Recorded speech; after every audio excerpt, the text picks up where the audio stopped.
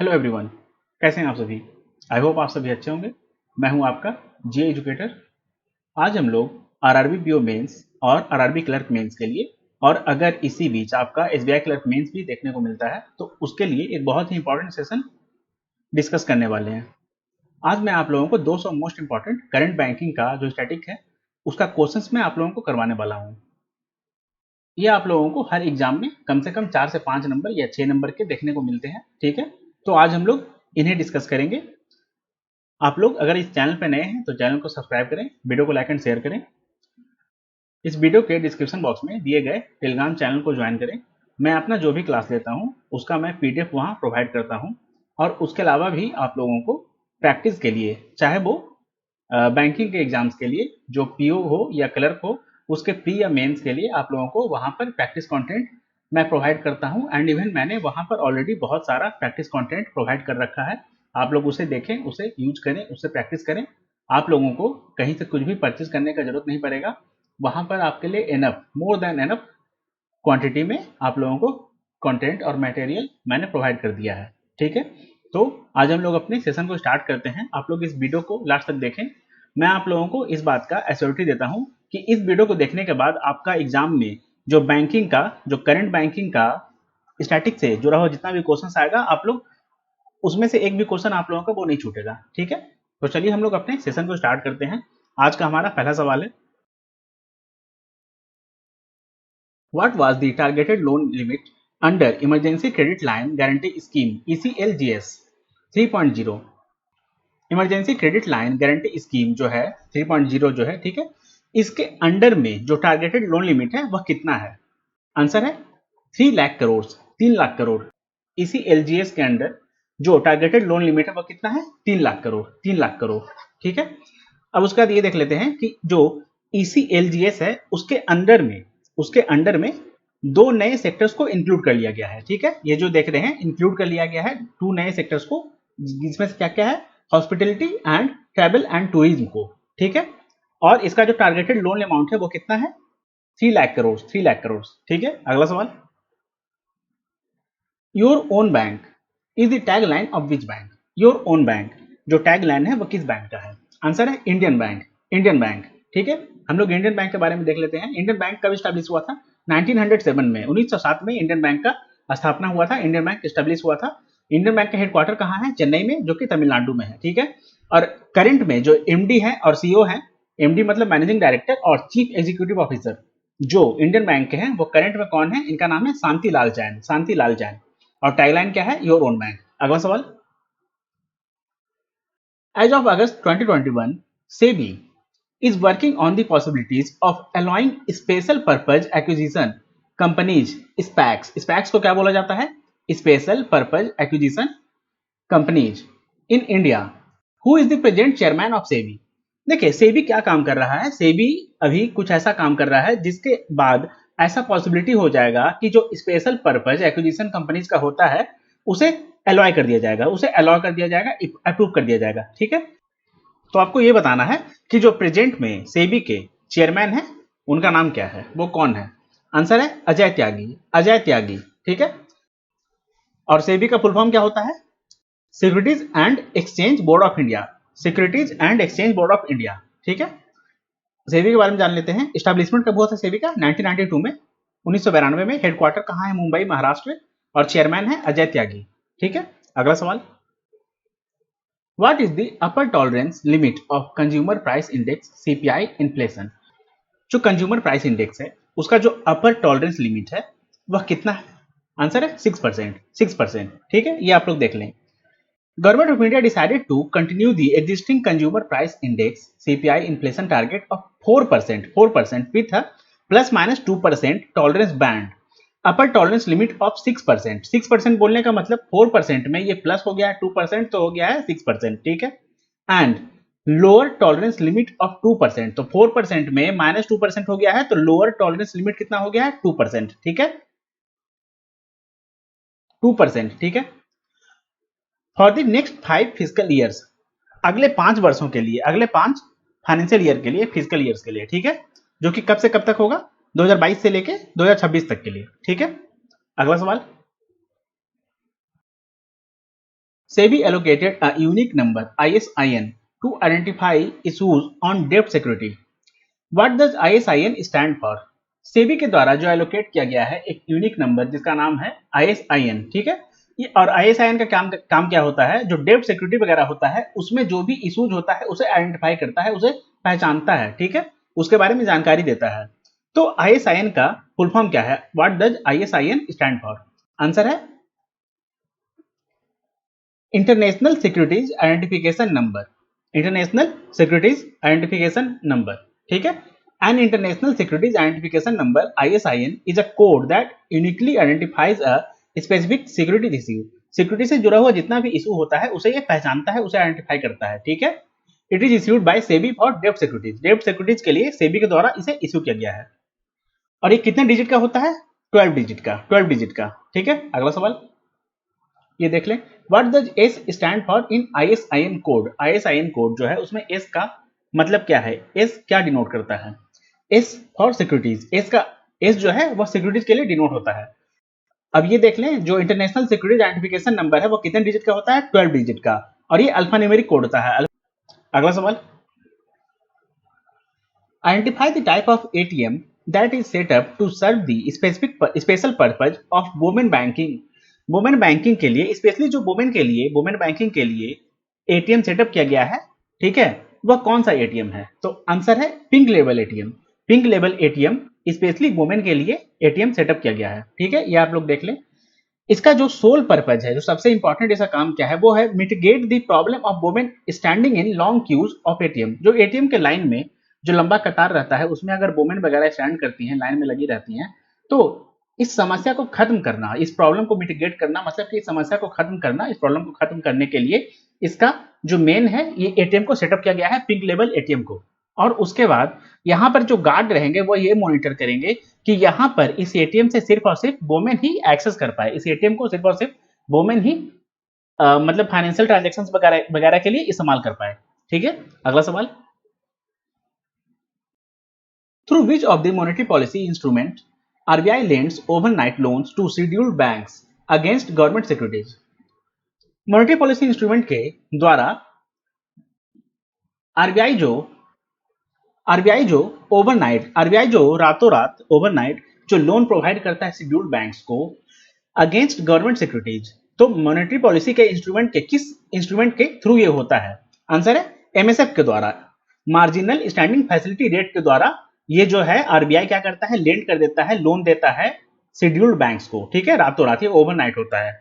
और उसके बाद ये कब किस लिए होता है? अगेंस्ट गवर्नमेंट सिक्योरिटीज के अगेंस्ट में ये होता है, ठीक है, कि एवज में, अगेंस्ट बोलने का मतलब कि एवज में। अगला सवाल, यहां पर आप लोगों को बताना है कि match the given international banks with their headquarters. जो भी इंटरनेशनल बैंक्स है उनको उनके हेडक्वार्टर के साथ आप लोगों को मैच करना है। तो आप लोग ये देख लीजिएगा, ये मैं आप लोगों को ये बता देता हूं answer direct. Asian infrastructure investment Bank का जो हेडक्वार्टर है वो बीजिंग में है, ठीक है। न्यू डेवलपमेंट बैंक का जो हेडक्वार्टर है वो संगाई चाइना में है। एशियन डेवलपमेंट बैंक ADB का हेडक्वार्टर कहाँ है? मनीला, फिलीपींस में। इंटरनेशनल मॉनेटरी फंड IMF का हेडक्वार्टर कहाँ है? वाशिंगटन DC में, जो कि US में है, ठीक है। तो ये आप लोग याद कर लीजिएगा। अगला सवाल, when was the national housing bank established? National housing bank कब एस्टैब्लिश हुआ था? आंसर है 1988, 1988 में नेशनल हाउसिंग बैंक एस्टैब्लिश हुआ था। इसके बारे में हम लोग देख लेते हैं। एस्टैब्लिशमेंट हुआ था जुलाई 9 जुलाई 1988 को, 9 जुलाई 1988 को। इसका हेडक्वार्टर कहाँ है? नेशनल हाउसिंग बैंक का हेडक्वार्टर है न्यू दिल्ली में। और जो मैनेजिंग डायरेक्टर हैं करंट में, उनका नाम क्या है? शरद कुमार होता। अगला सवाल, what is the maximum transaction limit through IMPS service? IMPS service जो होता है उसके थ्रू जो मैक्सिमम ट्रांजैक्शन हो सकता है वो कितना का हो सकता है? आंसर है एक दिन में 2 लाख पर डे, एक दिन में 2 लाख तक ट्रांजैक्शन हो सकता है, ठीक है, IMPS सर्विस के द्वारा। 2 lakh per day, 2 lakh per day. अब उसके बाद हम लोग ये देख लेते हैं maximum transaction limit for IMPS। IMPS का फुल फॉर्म क्या होता है? Immediate payment service bank, immediate payment service bank, जो कि 2 लाख पर डे होता है। And for bank to bank transaction above, bank से बैंक में अगर आप लोग ट्रांजेक्शन करना चाहते हैं, बैंक से अगर आप लोग बैंक में ट्रांजेक्शन करना चाहते हैं, एबव रुपीज 2 लाख, 2 लाख से ज्यादा अमाउंट का, 2 लाख से ज्यादा राशि का, रकम का तो उसके लिए जो आरटीजीएस होता है, रियल टाइम ग्रॉस सेटलमेंट जो होता है, उसे प्रीफर किया जाता है, उसे प्रीफर किया जाता है, इसका महत्व, इसे महत्व दिया जाता है। ठीक है, अगला सवाल, when was the EXIM bank export import bank of India EXIM bank established? EXIM bank export import bank of India कब एस्टैब्लिश हुआ था? आंसर है 1982 में, 1982 में, 1982 में EXIM bank export import bank of India establish हुआ था, इस्टेब्लिशमेंट हुआ था 1982 में। ठीक है, हेडक्वार्टर कहाँ है? मुंबई महाराष्ट्र, मुंबई महाराष्ट्र। और जो मैनेजिंग डायरेक्टर हैं उनका नाम क्या है? डेविड टैक्सकिन्हा, डेविड रैस्किन्हा। अगला सवाल, who was the first women deputy governor of RBI? RBI के जो फर्स्ट वुमेन डिप्टी गवर्नर थी उनका नाम क्या है? K J Udeshi, K J Udeshi. First women deputy governor of RBI was K J Udeshi, K J Udeshi RBI की, रिजर्व बैंक ऑफ इंडिया की सबसे पहली वुमेन, फीमेल डिप्टी गवर्नर थी। ठीक है, अगला सवाल, महिला डिप्टी गवर्नर थी। अगला सवाल, where is Reserve Bank Information Technology Private Limited, जिसे रेबिट के नाम से जाना जाता है, a fully owned subsidiary of RBI located? जो आरबीआई है उसका ये फुल्ली ओन्ड मतलब कि पूरे तरह से इस पे किसका अथॉरिटी है? आरबीआई का, रिजर्व बैंक ऑफ इंडिया का। ठीक है, ये इसका फुल्ली ओन्ड सब्सिडरी है। तो कहां लोकेटेड है ये जो रेबिट है, वह कहां लोकेटेड है? मुंबई में, महाराष्ट्र में, मुंबई महाराष्ट्र। ठीक है, अगला सवाल, through which of the following mutual fund plans an investor can make regular and equal payments to a mutual fund scheme? Mutual fund scheme में जो इक्वल और रेगुलर पेमेंट होता है वह म्यूचुअल फंड के किस प्लान के अंडर में इन्वेस्टर जो है वो कर सकता है? तो ये होता है एसआईपी। एसआईपी आप लोग जानते होंगे, systematic investment plan, systematic investment plan. इसमें मतलब ऐसा रहता है कि आप लोग एक अमाउंट को सेट कर सकते हैं और उसे आप लोग हर बार एक आप लोग मतलब डेट सेट कर लें, आप लोग हर मंथ के उस डेट को या हर जितना भी आप लोग मतलब उसमें पीरियड सेट करना चाहते हैं, टाइम को, आप लोग उतना अमाउंट इक्वली अमाउंट आप लोग उसमें इक्वल टाइम के लिए आप लोग रेगुलर पेमेंट उसमें कर सकते हैं। ठीक है, अगला सवाल, how many deputy governors does RBI have as of August 2021? देखिए, आप लोगों को पता होगा आरबीआई में जो होते हैं एक गवर्नर होते हैं, आरबीआई में एक जो होते हैं वो गवर्नर होते हैं और फोर डिप्टी गवर्नर होते हैं, फोर डिप्टी गवर्नर होते हैं। आरबीआई में चार डिप्टी गवर्नर होते हैं। ठीक है, तो अभी भी चार ही हैं। अगला सवाल, identify the organisation which is not a fully owned subsidiary of RBI? आप लोगों को उस ऑर्गेनाइजेशन को पहचानना है दिए गए ऑप्शंस में से, इन ऑप्शंस में से उस ऑर्गेनाइजेशन को पहचानना है जो कि आरबीआई का फुल्ली ओन्ड सब्सिडरी नहीं है।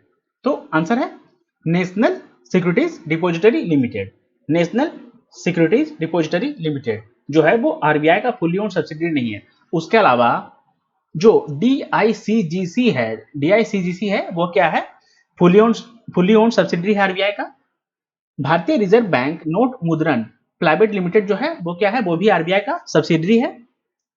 Reserve Bank Information Technology Private limited ये जो है ये भी जो है वो आरबीआई का सब्सिडरी है। उसके अलावा Indian financial technology and allied services जो है वो भी आरबीआई का फुल्ली ओन्ड सब्सिडरी है। ठीक है, national securities depository limited NSDL के नाम से जो जाना जाता है is an Indian central securities depository under the jurisdiction of ministry of finance. ये जो एनएसडीएल आता है, नेशनल सिक्योरिटीज डिपॉजिटरी लिमिटेड आता है, वह किसके अंडर में आता है? मिनिस्ट्री ऑफ फाइनेंस के अंडर में। ठीक है, अगला सवाल, अच्छा उसका एक बात और देख लें, RBI issued a licence to NSDL, NSDL को आरबीआई ने लाइसेंस इशू किया था पेमेंट बैंक के लिए to operate as a payment bank की तरह ये ऑपरेट कर सकता है।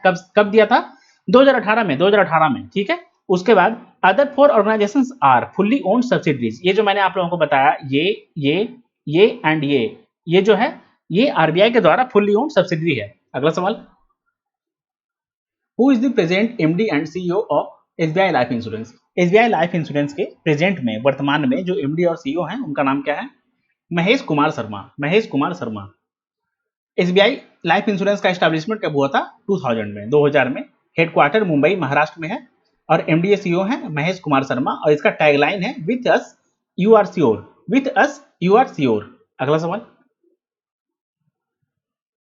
इन August 2021 Deutsche bank got approval to set up an IFSC banking unit at Gift City. Where is the headquarters of the Dues Bank? Dues bank को अगस्त 2021 में approval मिल गया है कि वह सेटअप कर सकता है एक आईएफएससी बैंकिंग यूनिट। कहां कर सकता है? गिफ्ट सिटी में। गिफ्ट सिटी कहां? गुजरात में। गिफ्ट सिटी बोलने का मतलब गुजरात में, ठीक है। तो जो ड्यूज बैंक है उसका हेडक्वार्टर कहां है? ड्यूज बैंक का हेडक्वार्टर जर्मनी में है। अब उसका हम लोग ये देख लेते हैं। ड्यूज बैंक एक मल्टीनेशनल इन्वेस्टमेंट बैंक है एंड फाइनेंशियल सर्विसेज कंपनी है जिसका हेडक्वार्टर है फ्रैंकफर्ट जर्मनी में। It will set up an Indian financial system code. IFSC का फुल फॉर्म क्या होता है? Indian financial system code unit. कहां सेटअप किया जाएगा? गुजरात में। गुजरात के international Gujarat international finance tech city, और इसे गिफ्ट सिटी के नाम से जाना जाता है। अगला सवाल, who is the current MD and CEO of ICICI bank? ICICI bank के जो करंट में वर्तमान में एमडी और सीईओ है उनका नाम क्या है? आंसर है संदीप बख्शी। आईसीआईसीआई बैंक का एस्टैब्लिशमेंट कब हुआ था? 1955 में। ठीक है, ये आप लोग छोड़ दें। हेडक्वार्टर कहां है? मुंबई में, महाराष्ट्र में। MD and CEO Sandeep Bakhshi. ठीक है, अगला सवाल, name the person who is not the deputy governor of RBI. इनमें दिए गए नामों में से, दिए गए ऑप्शंस में से, ये जो ऑप्शंस दिया गया है इनमें से जो डिप्टी गवर्नर ऑफ आरबीआई है वो कौन नहीं है? तो आंसर है कौशिक बसु। कौशिक बसु जो है वो आरबीआई के डिप्टी गवर्नर नहीं है। और बाकी जो चारों नाम है, महेश कुमार जैन, माइकल देवव्रतरा देव महेश कुमार जैन, माइकल देवव्रत पत्रा, एम राजेश्वर राव और टी रविशंकर जो हैं, ये चारों आरबीआई के गवर्नर हैं। ठीक है, आरबीआई के डिप्टी गवर्नर हैं, डीजी हैं। और जो आरबीआई के गवर्नर हैं उनका नाम क्या है? शक्तिकांत दास। ये आरबीआई के 25th गवर्नर है। और बाकी जो महेश कुमार जैन, माइकल देवव्रत पात्रा, एम राजेश्वर राव और जो टी रविशंकर हैं, ये आरबीआई के 4 डिप्टी गवर्नर हैं। ठीक है, अगला सवाल, who is the current president of the world bank? World bank के करंट प्रेसिडेंट जो है उनका नाम क्या है? आंसर है डेविड मालपास। वर्ल्ड बैंक के जो प्रेसिडेंट है उनका नाम क्या है? David Malpass. और हेडक्वार्टर क्या है? वाशिंगटन डीसी, यूनाइटेड स्टेट्स में। अगला सवाल, what is the minimum transfer limit under real time gross settlement, RTGS? RTGS के द्वारा जो ट्रांसफर होता है उसका जो मिनिमम ट्रांसफर लिमिट है वह कितना है? आंसर है 2 lakh. The minimum transfer limit under RTGS is 2 lakh. 2 lakh है आरटीजीएस के अंडर जो मिनिमम आप लोग ट्रांसफर कर सकते हैं वो 2 लाख है। अगला सवाल, who is the current MD and CEO of National Payment Corporation of India, NPCI? NPCI के National Payment Corporation of India के जो करंट में वर्तमान में एमडी और सीईओ हैं उनका नाम क्या है? आंसर है दिलीप एसवे। एनपीसीआई का एस्टेब्लिशमेंट हुआ था 2008 में। हेडक्वार्टर है मुंबई, महाराष्ट्र में। और जो एमडी एंड सीईओ है उनका नाम है दिलीप एसवे। अगला सवाल, which one of the following is the correct statement regarding increase in the CRR, cash reserve ratio in India? CRR का फुल फॉर्म होता है कैश रिजर्व रेशियो। तो दिया गया जो भी स्टेटमेंट है उनमें से कैश रिजर्व रेशियो अगर इंक्रीज कर दिया जाए तो कौन सा स्टेटमेंट सही होगा? आंसर है it reduces credit creation. Cash reserve ratio अगर इंक्रीज हो जाता है तो वह क्रेडिट क्रिएशन को, क्रेडिट जो नया बनाया जाता है उसे रिड्यूस कर देता है, उसे घटा देता है। ठीक है, अगला सवाल, उसके बाद आप लोग ये भी देख लें, when CRR cash reserve ratio is increase then the banks would not have more money at their disposal to sanction loans. Loan वगैरह देने के लिए जो बैंक के पास होता है उसके पास ज्यादा मनी नहीं रहता है। ठीक है, अगला सवाल, who is the current MD and CEO of small industries development bank of India? SIDBI के Small industries development bank of India को सिडबी के नाम से जाना जाता है। तो करंट में जो उसके एमडी एंड सीईओ है उनका नाम क्या है? आंसर है शिव सुब्रमण्यन रमन। सिडबी का एस्टैब्लिशमेंट हुआ था अप्रैल 1990 में, अप्रैल 1990 में। और जो चेयरमैन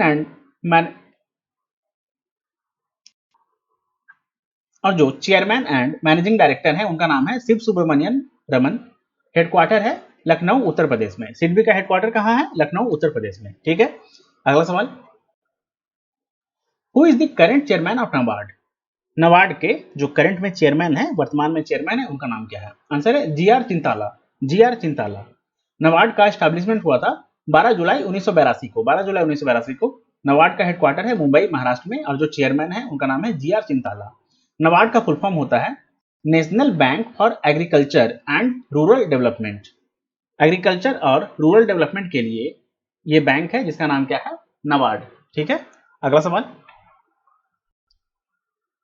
करेंटली इन अगस्त 2021, ये अगस्त 2021 छोड़ दीजिए, ये वर्तमान में भी वही है। How many public sector undertaking banks are there in India? Currently जो इंडिया में पब्लिक सेक्टर बैंक्स हैं वो कितने हैं? आंसर है 12। 12 पब्लिक सेक्टर बैंक है। ठीक है, अगला सवाल। Mutual funds are regulated by which organisation? Mutual funds जो रेगुलेट होता है वो किस ऑर्गेनाइजेशन के द्वारा रेगुलेट किया जाता है? आंसर है SEBI. SEBI, securities and exchange board of India. SEBI के द्वारा जो म्यूचुअल फंड होता है वह रेगुलेट किया जाता है। ठीक है, अगला सवाल। Who is the current MD and CEO of bank of Maharashtra? Bank of Maharashtra के जो करंट में एमडी एंड सीईओ है उनका नाम क्या है? A S Rajeev. A S Rajeev. MD and CEO है A S Rajeev. Bank of Maharashtra का जो हेडक्वार्टर है वो पुणे महाराष्ट्र में है। और ये कब मतलब इनकॉर्पोरेटेड हुआ था? इनकॉर्पोरेटेड का मतलब सर्विस में कब आया था? 1935 में। 1935 में। अगला सवाल। Who was the first governor of the Reserve bank of India? Reserve bank of India के जो पहले गवर्नर थे उनका नाम क्या है? यहां पर पूछा गया है first governor of reserve bank of India. ठीक है, इनका नाम है ऑसबर्न स्मिथ। Osborne Smith. ठीक है, ये फर्स्ट गवर्नर थे आरबीआई के, रिजर्व बैंक ऑफ इंडिया के। कब से कब तक? 1935 से 1937 तक। 1935 से 1937 तक। ठीक है, अब उसके बाद दूसरा सवाल यहां बनता है कि रिजर्व बैंक ऑफ इंडिया के जो फर्स्ट इंडियन गवर्नर थे उनका नाम क्या है? तो रिजर्व बैंक ऑफ इंडिया के जो फर्स्ट इंडियन गवर्नर थे उनका नाम था सीडी देशमुख। सीडी देशमुख। और इनका सर्विस पीरियड क्या था? 1943 से लेकर 1949 तक। 1943 से लेकर 1949 तक। ये जो आप लोग फर्स्ट ऑप्शन देख रहे हैं सीडी देशमुख, यही है रिजर्व बैंक ऑफ इंडिया के फर्स्ट इंडियन गवर्नर। ठीक है, अगला सवाल। फॉरेन एक्सचेंज, जिसे फॉरेक्स के नाम से जाना जाता है, reserves in India are managed through the guidelines issued under foreign exchange management act, जिसे फेमा के नाम से जाना जाता है। When was FEMA first introduced? जो फॉरेन एक्सचेंज है वह किसके द्वारा मैनेज किया जाता है? फॉरेक्स एक्सचेंज मैनेजमेंट एक्ट के द्वारा, जिसे फेमा के नाम से जाना जाता है। तो आप लोगों को बताना है कि फेमा सबसे पहले कब इंट्रोड्यूस हुआ था? फेमा 1999 में, 1999 में फेमा इंट्रोड्यूस हुआ था। ठीक है, अगला सवाल। सीएफएमएस। सीएफएमएस का फुल फॉर्म होता है centralised funds management system. Centralised funds management system. ठीक है, is a system operated by the RBI. Reserve bank of India के द्वारा ये जो सिस्टम है ऑपरेट किया जाता है, जिसका नाम है centralised funds management system.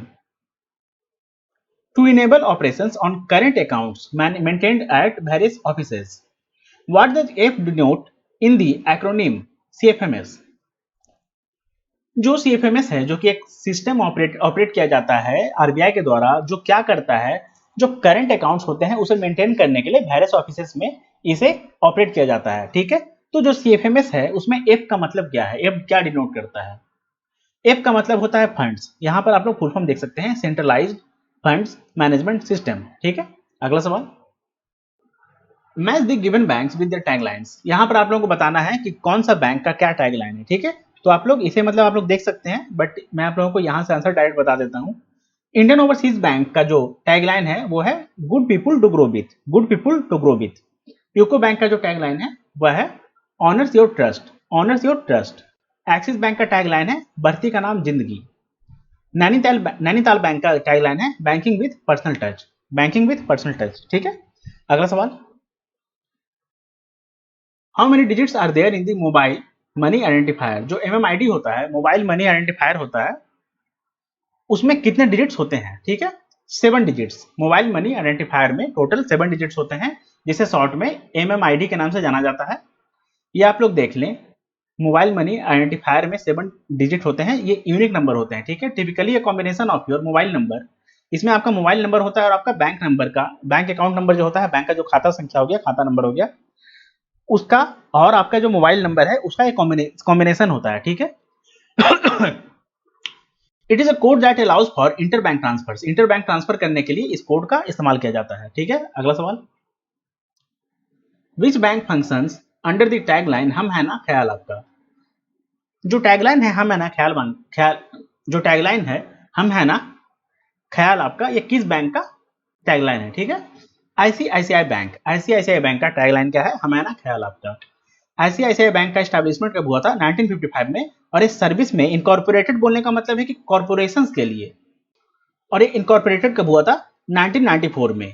Establishment हुआ था 1955 में, और इनकॉर्पोरेटेड, इनकॉर्पोरेटेड का मतलब है कॉर्पोरेशन में आ जाना, मतलब कि लीगल हो जाना, लीगल सर्विस को प्रोवाइड करना। ठीक है, तो 1994 में हुआ था। हेडक्वार्टर है मुंबई महाराष्ट्र में, और एमडी एंड सीईओ है संदीप बख्शी। टैगलाइन है हम है ना ख्याल आपका, जो कि यहाँ पर आप लोगों को क्वेश्चन में ही दिया गया है। ठीक है, अगला सवाल, When was the Indian IT major company Tata consultancy services TCS established?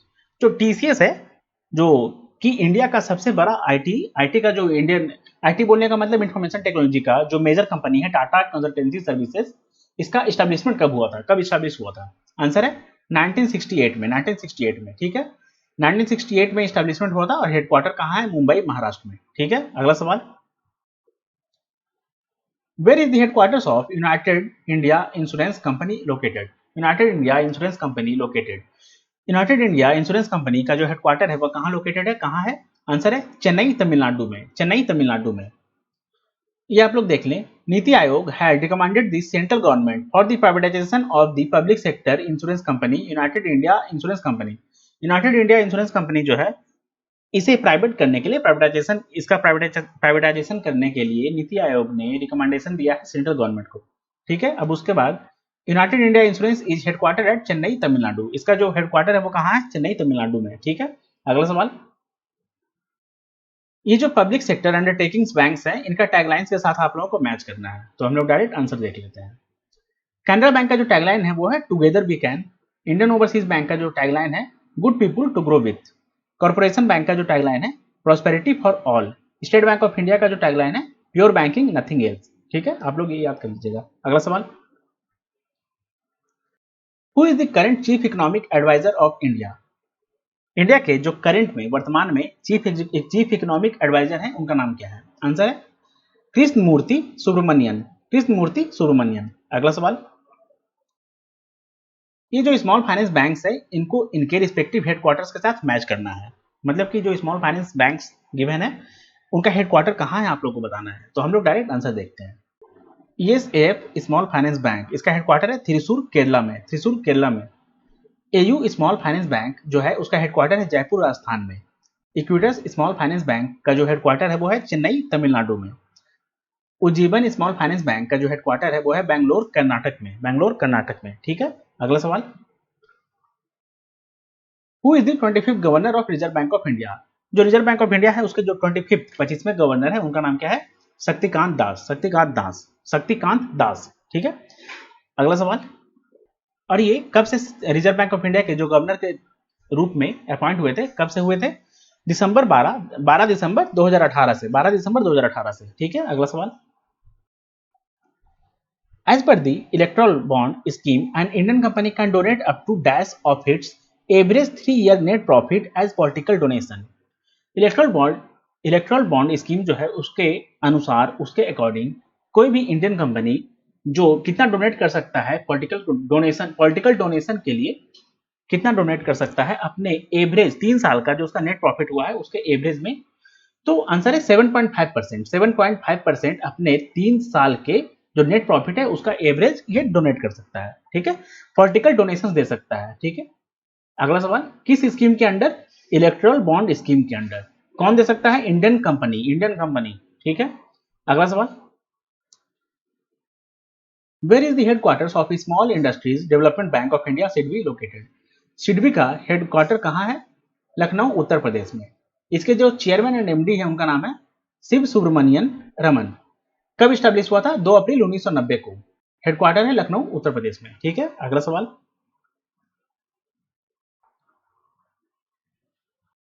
Who is the current chairperson of competition commission of India, CCI. Competition commission of India के जो वर्तमान में चेयरपर्सन है, करंट में जो चेयरपर्सन है उनका नाम क्या है, आंसर है अशोक कुमार गुप्ता, अशोक कुमार गुप्ता करंट चेयरपर्सन है कंपटीशन कमीशन ऑफ इंडिया के। ये देख लेते हैं कि कंपटीशन कमीशन ऑफ इंडिया कब स्टैब्लिश हुआ था। 14 अक्टूबर 2003। 14 अक्टूबर 2003। देखिए डेट अगर आप लोग याद नहीं भी रखेंगे तो कोई दिक्कत नहीं है, ईयर याद होना चाहिए, ईयर याद होना चाहिए। ये पूछ लेता है कि जो सीसीआई है उसका एस्टेब्लिशमेंट कब हुआ था, किस ईयर में हुआ था, तो 2003 में। हेडक्वार्टर कहाँ है, न्यू दिल्ली में, न्यू दिल्ली में। और जो चेयरमैन है अशोक कुमार गुप्ता। अगला सवाल, when was the national career service NCS project established bye the government of India. Government of India के द्वारा जो नेशनल करियर सर्विस जो प्रोजेक्ट है वो कब स्टैब्लिश हुआ था, 2015 में, 2015 में। ठीक है, इसमें आप लोगों को ज्यादा इंपॉर्टेंट नहीं है, आप लोग इसे छोड़ दें। ठीक है, अगला सवाल, ये जो भी बैंक्स दिए गए हैं उनको उसके रिस्पेक्टिव सीईओ या चेयरमैन के साथ आप लोगों को मैच करना है, तो हम लोग डायरेक्ट आंसर देखेंगे। इंडियन ओवरसीज बैंक के जो सीईओ या चेयरमैन है उनका नाम क्या है, Partha Pratim Sengupta. Partha Pratim Sengupta Indian overseas bank के सीईओ हैं। ठीक है, एचडीएफसी बैंक के जो सीईओ या चेयरमैन है उनका नाम क्या है, शशिधर जगदीशन। शशिधर जगदीशन। फेडरल बैंक के जो सीईओ या चेयरमैन है उनका नाम क्या है, Shyam Srinivasan. Shyam Srinivasan. State Bank of India के जो सीईओ या चेयरमैन है उनका क्या नाम है, दिनेश कुमार खरा। दिनेश कुमार खरा। अगला सवाल, who authored the book the third pillar how markets and the state leave the community behind. The third pillar how markets and the state leave the community behind जो बुक है किसके द्वारा लिखा गया है, इसके ऑथर कौन है, आंसर है रघुराम राजन। रघुराम राजन। अगला सवाल, the acronym of LIBOR stands for. जो लिबोर है उसका फुल फॉर्म क्या है, London interbank offered rate. London interbank offered rate ये एक ग्लोबल रेफरेंस रेट है जो अनसिक्योर्ड शॉर्ट टर्म बोरोइंग के लिए इस्तेमाल किया जाता है इंटरबैंक मार्केट में। ठीक है, LIBOR is set to get phased out on 31 December 2021। ठीक है, ये आप लोग वैसे छोड़ दें, ये इंपॉर्टेंट नहीं है। आप लोग ये याद रखें कि जो लिबोर का फुल फॉर्म है वो क्या है, लंदन इंटरबैंक ऑफर्ड रेट। ठीक है, और ये किस लिए इस्तेमाल किया जाता है, जो इसका रेफरेंस रेट है वो अनसिक्योर्ड शॉर्ट टर्म के लिए जो बोरिंग होता है, कम समय के लिए, छोटे समय के लिए जो बोरिंग होता है इंटरबैंक मार्केट में, उसके लिए इसका रेफरेंस लिया जाता है। अगला सवाल, what is the daily maximum limit of for UPI transaction. जो UPI unified payment interface, unified payment interface देख लें आप लोग, यूपीआई का फुल फॉर्म क्या होता है, यूनिफाइड पेमेंट इंटरफेस। यूपीआई का जो ट्रांजेक्शन है उसका सबसे हाईएस्ट जो मैक्सिमम लिमिट है वो कितना है, 1 लाख, 1 लाख, 1 लाख, 1 लाख। ठीक है, अगला सवाल, when was the banking regulation act enacted by Indian parliament।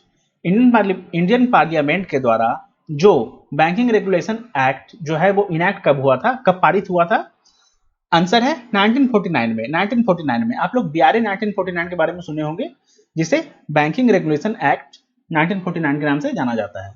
ये आप लोग देख लें, banking regulation act that regulates all banking firms. Firms का मतलब ऑर्गेनाइजेशन या कंपनी। ठीक है, जितना भी बैंकिंग का जो फाइनेंशियल कंपनी है, ऑर्गेनाइजेशन है, उसे रेगुलेट करता है। कब इनैक्ट हुआ था, 1949 में। As the banking companies act 1949 and later change to banking regulation act 1949। सबसे पहले जो बैंकिंग रेगुलेशन एक्ट 1949 है उसका नाम क्या था, बैंकिंग कंपनीज एक्ट 1949। ठीक है, बाद में उसका नाम बदलकर क्या कर दिया गया, बाद में बैंकिंग कंपनीज एक्ट 1949 का जो नाम है वो क्या कर दिया गया, बैंकिंग रेगुलेशन एक्ट 1949। 1 मार्च 1966 में, 1 मार्च 1966 में इसका नाम जो है वो बदल दिया गया था। ठीक है, it became applicable to Jammu and Kashmir from 1956। Jammu and Kashmir में ये कब से लागू हो गया था, जम्मू एंड कश्मीर में ये 1956 से लागू हुआ था। ठीक है, एप्लीकेबल हुआ था। इसका नाम कब बदल के बैंकिंग कंपनीज एक्ट 1949 का नाम बैंकिंग रेगुलेशन एक्ट बीआरए 1949 कब किया गया था, 1 मार्च 1966। ये इंपॉर्टेंट क्वेश्चन है, आप लोगों को हो सकता है कि ये सवाल आप लोगों को किसी न किसी बैंक के एग्जाम में स्टैटिक बैंकिंग के रूप में देखने को मिल जाए। ठीक है, तो आप लोग इसे बिल्कुल याद कर लें, ये मोस्ट इंपॉर्टेंट है। How many digits are there in the MICR code used in bank cheques. जो बैंक का चेक होता है उसमें जो एमआईसीआर कोड होता है उसमें कितने डिजिट्स होते हैं, आंसर है 9 डिजिट्स। 9 डिजिट्स। ठीक है, ये एक तरह का एमआईसीआर का फुल फॉर्म होता है MICR का फुल फॉर्म होता है magnetic ink character recognition code, जो कि एक 9 डिजिट का कोड होता है। चेक के फास्टर प्रोसेसिंग के लिए ये यूज होता है। MICR क्या करता है कि जो भी बैंक और उसका जो ब्रांच है उसे ये मतलब कि आइडेंटिफाई कर लेता है, ठीक है। इसमें कंपोनेंट्स क्या क्या होते हैं, जो पहले 3 डिजिट होते हैं 9 डिजिट कोड में, जो फर्स्ट 3 डिजिट्स होते हैं उस सिटी को कोड को बताता है जिस सिटी का ये बैंक है, ठीक है, और जहां का ब्रांच है। अब उसके बाद जो मिडल का जो बीच का जो 3 डिजिट होता है वो बैंक के कोड को दर्शाता है, बताता है, और जो लास्ट का 3 डिजिट होता है वो ब्रांच कोड को बताता है कि उस बैंक का ये कौन सा ब्रांच है, ठीक है। अगला सवाल, what is the mandatory initial lock in period for a promoter of small finance bank of India, bank in India. Small finance bank जो इंडिया में है उसका जो mandatory initial lock in period है वह कितना है? आंसर है 5 ईयर्स, 5 वर्ष, 5 वर्ष, 5 ईयर्स। अगला सवाल, what does the acronym MMID represent the respect to banking. MMID का फुल फॉर्म क्या होता है?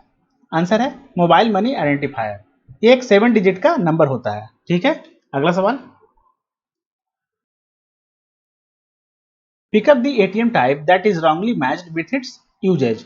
दिए गए ऑप्शंस में से आप लोगों को ये बताना है कि जो भी ATM का टाइप है, ATM का जो कैटेगरी है वो किसके साथ गलत मैच किया गया है। तो आंसर है orange label ATM। Orange label ATM को मैच कर दिया गया है ई-कॉमर्स फैसिलिटी के साथ, जो कि गलत है, ठीक है। हम लोग आंसर को देखते हैं। ऑरेंज लेबल ATM क्या करता है? ATM use for share transaction, जो शेयर वगैरह होते हैं शेयर मार्केट वगैरह के लिए, उसके लिए ट्रांजेक्शन जो होता है उसके लिए ऑरेंज लेबल ATMs का इस्तेमाल किया जाता है। येलो लेवल ATMs क्या करता है? ATMs mean for e-commerce facility, जो ई-कॉमर्स है इसके लिए क्या आ जाएगा? येलो लेबल ATM, ठीक है, ई कॉमर्स के लिए। व्हाइट लेबल ATM का क्या काम होता है? नॉन बैंकिंग फाइनेंशियल कंपनीज के लिए इसका इस्तेमाल किया जाता है, नॉन बैंकिंग फाइनेंशियल कंपनीज, जिसे शॉर्ट में NBFC के नाम से जाना जाता है। ग्रीन लेवल ATM का क्या काम होता है? एग्रीकल्चरल ट्रांजेक्शंस, एग्रीकल्चर वगैरह के लिए जो भी ट्रांजेक्शंस होता है उसके लिए ग्रीन लेवल ATM का इस्तेमाल किया जाता है। पिंक लेवल ATM किस लिए इस्तेमाल किया जाता है? वुमेन के लिए, ठीक है। अगला सवाल, सॉरी, ब्राउन लेवल ATM किस लिए इस्तेमाल किया जाता है? Third party ATMs outsourced bye banks, जो भी बैंक के द्वारा जो थर्ड पार्टी ATM को मेंटेन किया जाता है या आउटसोर्स किया जाता है उसके लिए ब्राउन लेवल ATM का इस्तेमाल किया जाता है, ठीक है। अगला सवाल, banks in India are advised by the RBI to offer RTGS transactions from dash to dash as the maximum limit for a single transaction. RBI के द्वारा, देखिए जो बैंक्स इन इंडिया है, इंडिया में भारत में जो भी बैंक है उन्हें एडवाइज किया गया है RBI के द्वारा कि वह RTGS के द्वारा क्या ऑफर करेगा, कितना से कितना तक का जो राशि है वो सिंगल ट्रांजैक्शन में आप लोग मैक्सिमम लिमिट को सिंगल ट्रांजैक्शन में आप लोग कर सकते हैं, ठीक है। तो आंसर है 2 lakhs, फ्रॉम 2 lakhs यहां पे आएगा 2 lakhs टू नो लिमिट, यहां पे आ जाएगा नो लिमिट, ठीक है। 2 लाख से आप लोग 2 लाख से आप लोग स्टार्ट कर सकते हैं ट्रांजैक्शंस को RTGS के द्वारा, ठीक है। RBI के द्वारा ऐसा एडवाइस किया गया है बैंक्स इन इंडिया में, मतलब कि भारत में जो भी मौजूदा बैंक है उन्हें, कि 2 लाख रुपए से वो लोग RTGS के ट्रांजैक्शन को स्टार्ट कर सकते हैं, और कहां तक कर सकते हैं जिसका कोई लिमिट नहीं है, जिसका कोई हिसाब नहीं है, ठीक है। अगला सवाल, who headed the 1969 high level review committee on lead bank scheme. 1969 में 1969 में जो हाई लेवल रिव्यू कमिटी जो हुआ था लीड बैंक स्कीम के लिए, उसे किसने हेड किया था? आंसर है फली सैम नरीमन। अगला सवाल, who authored the book fault lines how hidden fractures still threaten the world economy. Fault lines how hidden fractures still threaten the world economy, book के ऑथर कौन है? आंसर है रघुराम राजन। अगला सवाल, जो कि फॉर्मर RBI गवर्नर है। अगला सवाल, what is ECB with respect to the Reserve bank of India. ECB क्या है रिजर्व बैंक ऑफ इंडिया के रिस्पेक्ट में? आंसर है external commercial borrowing. External commercial borrowing जो है वो क्या करता है? Are loans in India made by non resident lenders in foreign currency to Indian borrowers. जो भी इंडिया में जो नॉन रेसिडेंट होते हैं, जिसे NRI के नाम से जाना जाता है, वो लोग जो लेंड करते हैं फॉरेन करेंसी में, जो इंडियन बोरोवर्स को इंडिया में जो पैसा लेते हैं, कौन देते हैं? Non resident lenders. देने वाले कौन है? नॉन रेसिडेंट, मतलब कि NRI, ठीक है। किसे देते हैं? इंडियन बोरोवर्स को। कैसे देते हैं? फॉरेन करेंसी के रूप में। इसे ECL के नाम से जाना जाता है, एक्सटर्नल कॉमर्शियल बोरोइंग, ठीक है। अगला सवाल, योगक्षेमम वहमयम is the tagline of which organization? योगक्षेमम वहमयम जो टैगलाइन है वो किस ऑर्गेनाइजेशन का है? आंसर एलआईसी का, एलआईसी का। ठीक है, इसका जो इंग्लिश में ट्रांसलेशन है योगक्षेमम वहमयम को इंग्लिश में जो इसका मीनिंग है वो क्या है? आंसर है your welfare is our responsibility. Your welfare is our responsibility. ठीक है, अगला सवाल, pick the bank that is wrongly matched with its tagline. दिए गए ऑप्शंस में से कौन सा बैंक है जिसका टैगलाइन उसके साथ मैच नहीं कर रहा है? आंसर है एचडीएफसी बैंक। एचडीएफसी बैंक को बताया गया है एचडीएफसी बैंक को बताया गया है एक्सपीरियंस अवर एक्सपर्टाइज के साथ में। ठीक है, तो हम लोग पहले सबसे पहले बाकी सबको देख लेते हैं। साउथ इंडियन बैंक का जो टैगलाइन है आंसर है experience next generation banking. Indian overseas bank का टैगलाइन क्या है? Good people to grow with. Federal Bank का टैगलाइन क्या है? Your perfect banking partner. Canara Bank का टैगलाइन है टुगेदर वी कैन। आप लोग इसे याद कर सकते हैं, कैन से बनता है कैनरा बैंक, कैन से बनता है कैनरा बैंक। ठीक है, टुगेदर वी कैन। अब उसका ये देख लेते हैं एचडीएफसी बैंक का। एचडीएफसी बैंक का जो टैगलाइन है उसका क्या आंसर है? We understand your world, we understand your world. और यस बैंक का टैगलाइन क्या है? Expertise our experience our expertise, experience our expertise. ठीक है, ये है यस बैंक का। चलिए अगला सवाल देखते हैं। Which section of the Banking Regulation Act 1949 mandates banks to maintain 20% of annual net profit as reserve fund? Banking regulation act के द्वारा क्या मैंडेट किया गया है कि बैंक को अपना 20% एनुअल नेट प्रॉफिट को, एनुअल नेट प्रॉफिट जो होगा उसका 20% रिजर्व फंड में रखना होगा। ठीक है, मेंटेन करना होगा। तो किस सेक्शन के अंडर में आता है? बैंकिंग रेगुलेशन एक्ट के किस सेक्शन के अंडर में आता है? सेक्शन 17 के अंडर में आता है, सेक्शन 17। ठीक है, अगला सवाल, एक बात आप लोग और देख लें, रिजर्व फंड को स्टैट्यूटरी रिजर्व के नाम से भी जाना जाता है। ठीक है, अगला सवाल,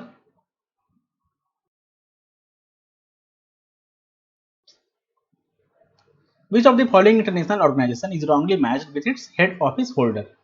दिया गया जो भी इंटरनेशनल ऑर्गेनाइजेशन है उसका जो हेड ऑफिस के जो होल्डर है उनके साथ इसमें बताना है कि कौन सा रॉन्गली मैच्ड है। ठीक है, कौन सा मेल नहीं खाता है।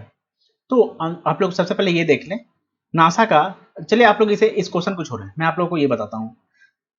नासा के जो एडमिनिस्ट्रेटर हैं उनका क्या नाम है?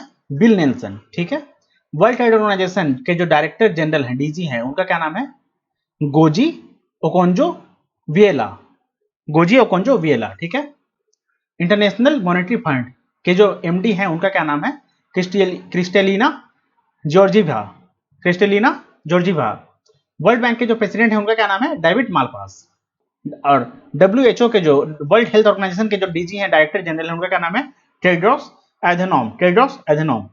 और जो फॉर्मर एसबीआई चेयरपर्सन है अंशुला कांत, ये जो ऑप्शन दिया गया है ये अंशुला कांत है। ये क्या है? Farmer SBI chairperson is the current MD of world bank. World bank की ये करंट एमडी है। ठीक है, और जो प्रेसिडेंट है वर्ल्ड बैंक के, ये जो प्रेसिडेंट है वर्ल्ड बैंक के, उनका क्या नाम है? David Malpass. ठीक है, अगला सवाल, who is the president chief executive officer CEO of Indian banks association? Indian banks का जो एसोसिएशन है, इंडियन बैंक्स एसोसिएशन के जो प्रेजेंट चीफ एग्जीक्यूटिव ऑफिसर है उनका क्या नाम है?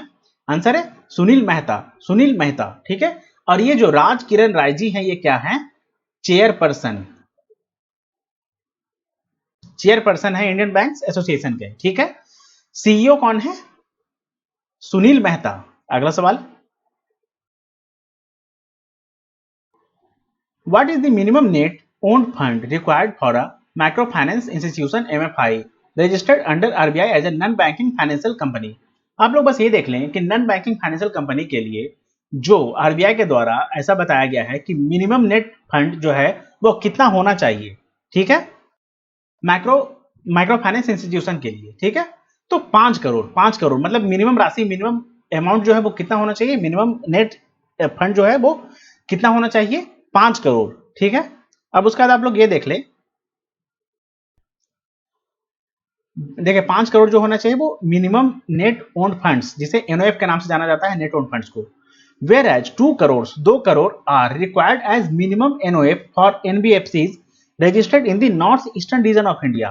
तो ये जो है ये किस लिए है? कि रिजर्व बैंक ऑफ इंडिया के द्वारा ऐसा बताया गया है कि जो नॉन बैंकिंग फाइनेंशियल कंपनी जो सेटअप अगर करना चाहता है, माइक्रो फाइनेंस इंस्टीट्यूशन अगर सेटअप करना चाहता है, तो मिनिमम नेट ओन फंड कितना होना चाहिए? 5 करोड़। 5 करोड़। लेकिन अगर नॉर्थ ईस्ट रीजन में, इंडिया का जो नॉर्थ ईस्ट क्षेत्र है, नॉर्थ ईस्ट रीजन है, अगर वहां पर एनबीएफसी को सेटअप करना है, तो उसके लिए मिनिमम फंड कितना होना चाहिए? मिनिमम नेट ओन फंड कितना होना चाहिए? 2 करोड़, 2 करोड़। ठीक है, तो आप लोग इस बात का ध्यान रखिएगा। अगला सवाल, when was the insurance act that governs Indian insurance sector became effective? Insurance act कब से इफेक्टिव हुआ था? ठीक है, आंसर है 1938, 1938 में। ठीक है, किसके द्वारा रेगुलेट किया जाता है? Insurance regulatory and development authority of India, जिसे आईआरडीए के नाम से जाना जाता है। आईआरडीएआई के नाम से जाना जाता है।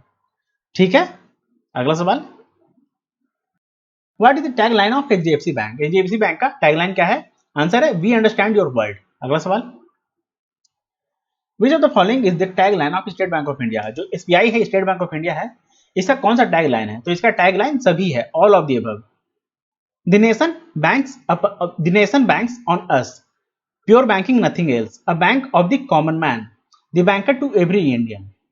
ये आप लोग देख लें, the nation banks on us, pure banking nothing else, with you all the way, a bank of the common man, the banker to India. ये जितना का जितना है, ये सारा का सारा एसबीआई का, स्टेट बैंक ऑफ इंडिया का टैग लाइन है। ठीक है, अगला सवाल, Amitabh Chaudhary is the chief executive officer, CEO of which bank? Amitabh Chaudhary chief executive officer किस बैंक के हैं? आंसर है एक्सिस बैंक, एक्सिस बैंक के।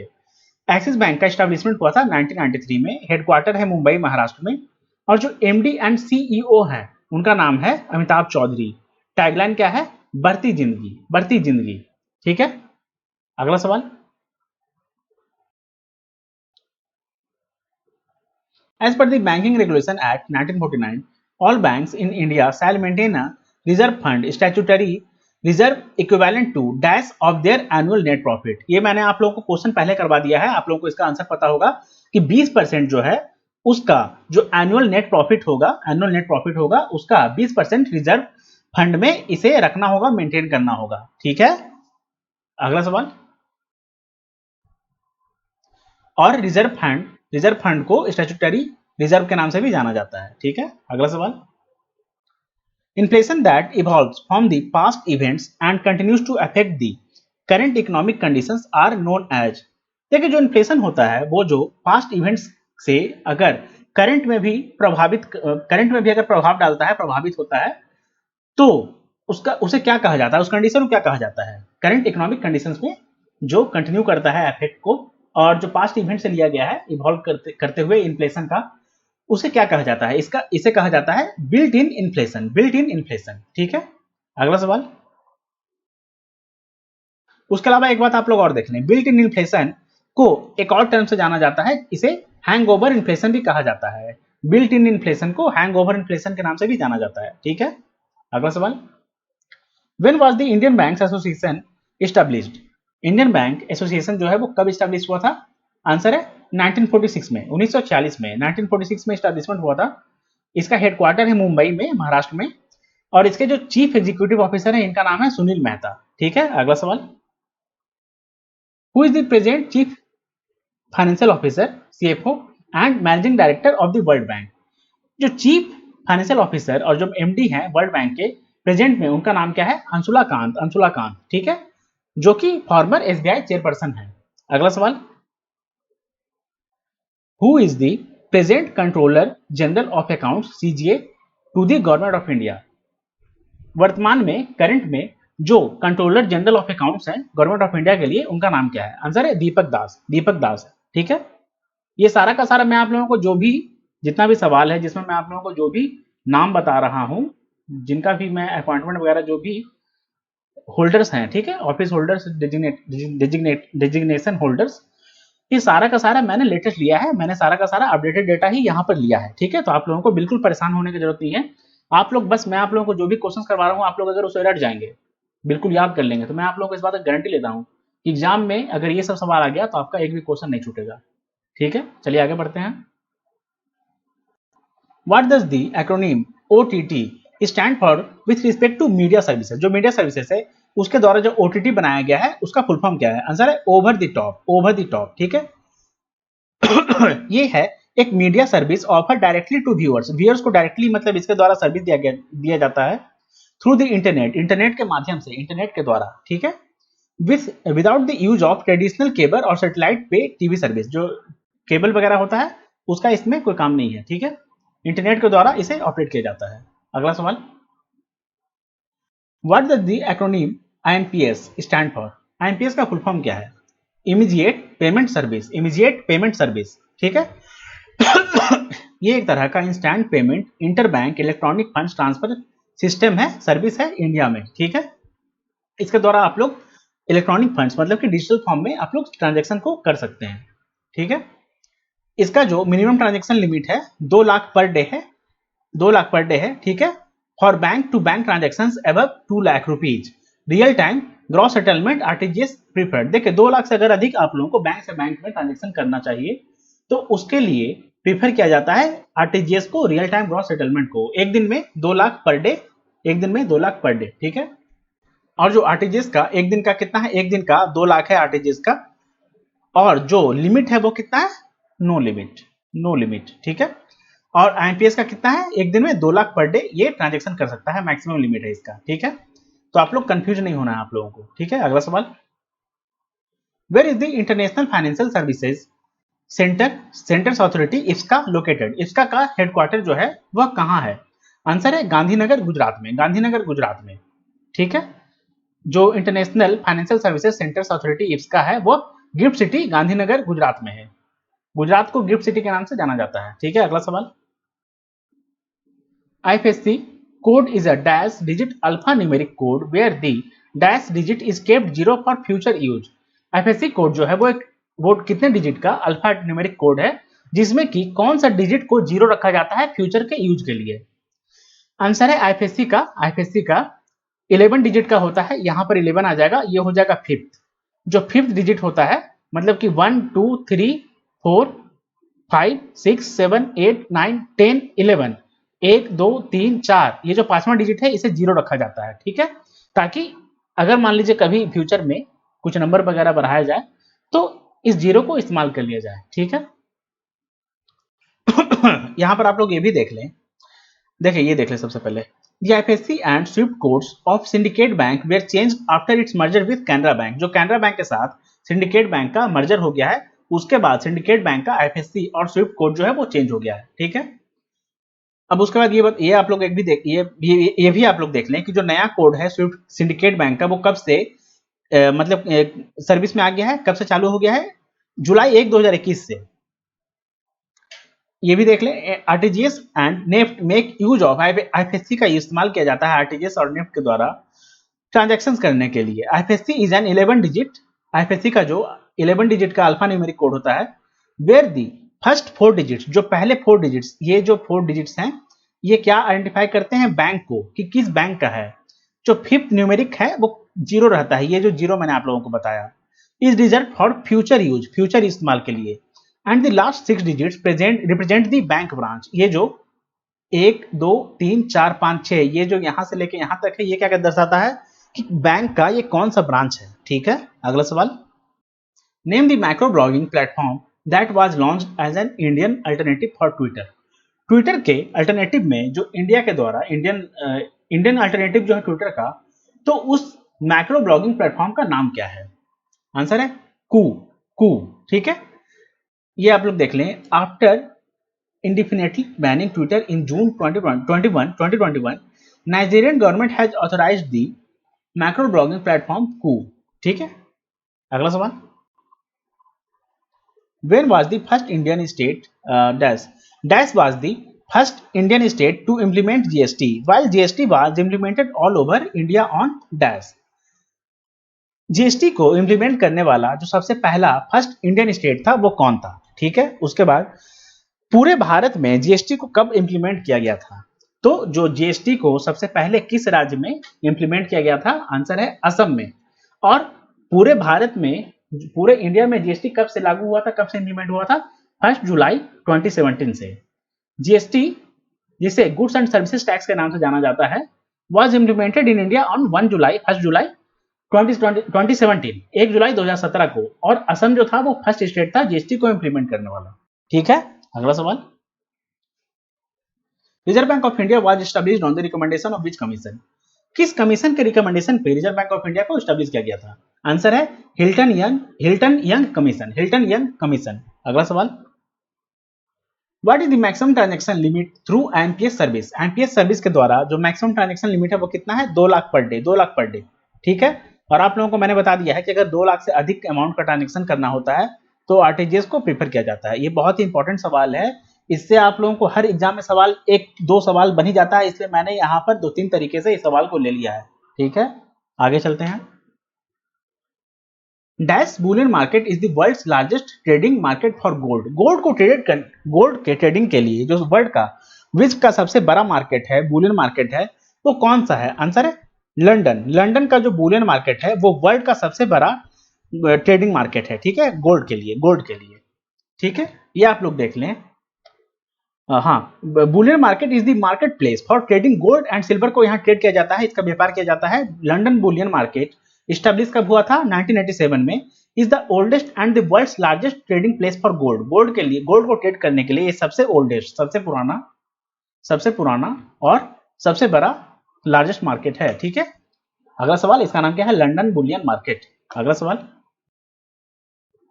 Gross domestic product GDP plus subsidies on products minus taxes on products is used to measure the value of। देखिए जो formula है GDP plus subsidies on products minus taxes on products, किस चीज के value को major करने के लिए इस्तेमाल किया जाता है?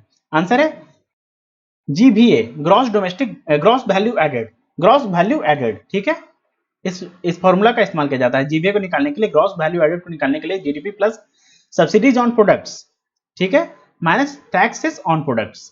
अगला सवाल।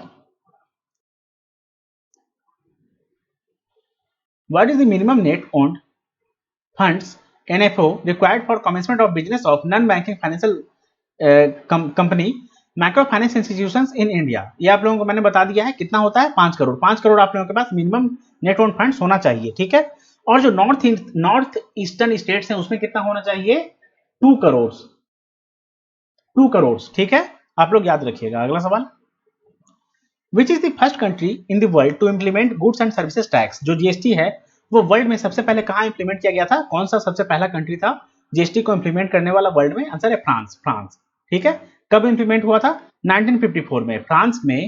फ्रांस में सबसे पहले जीएसटी इंप्लीमेंट हुआ था 1954 में। और India GST is based on the Canadian dual GST model. जो कनाडा का जो ड्यूअल जीएसटी मॉडल है, इंडिया का जो जीएसटी है उस मॉडल पे ही बेस्ड है। ठीक है, अगला सवाल। Which type of inflation is called hangover inflation? मैंने आप लोगों को पहले बता दिया है कि किस तरह के इन्फ्लेशन को हैंगओवर इन्फ्लेशन कहा जाता है। आंसर है built in inflation, built in inflation. ठीक है, अगला सवाल।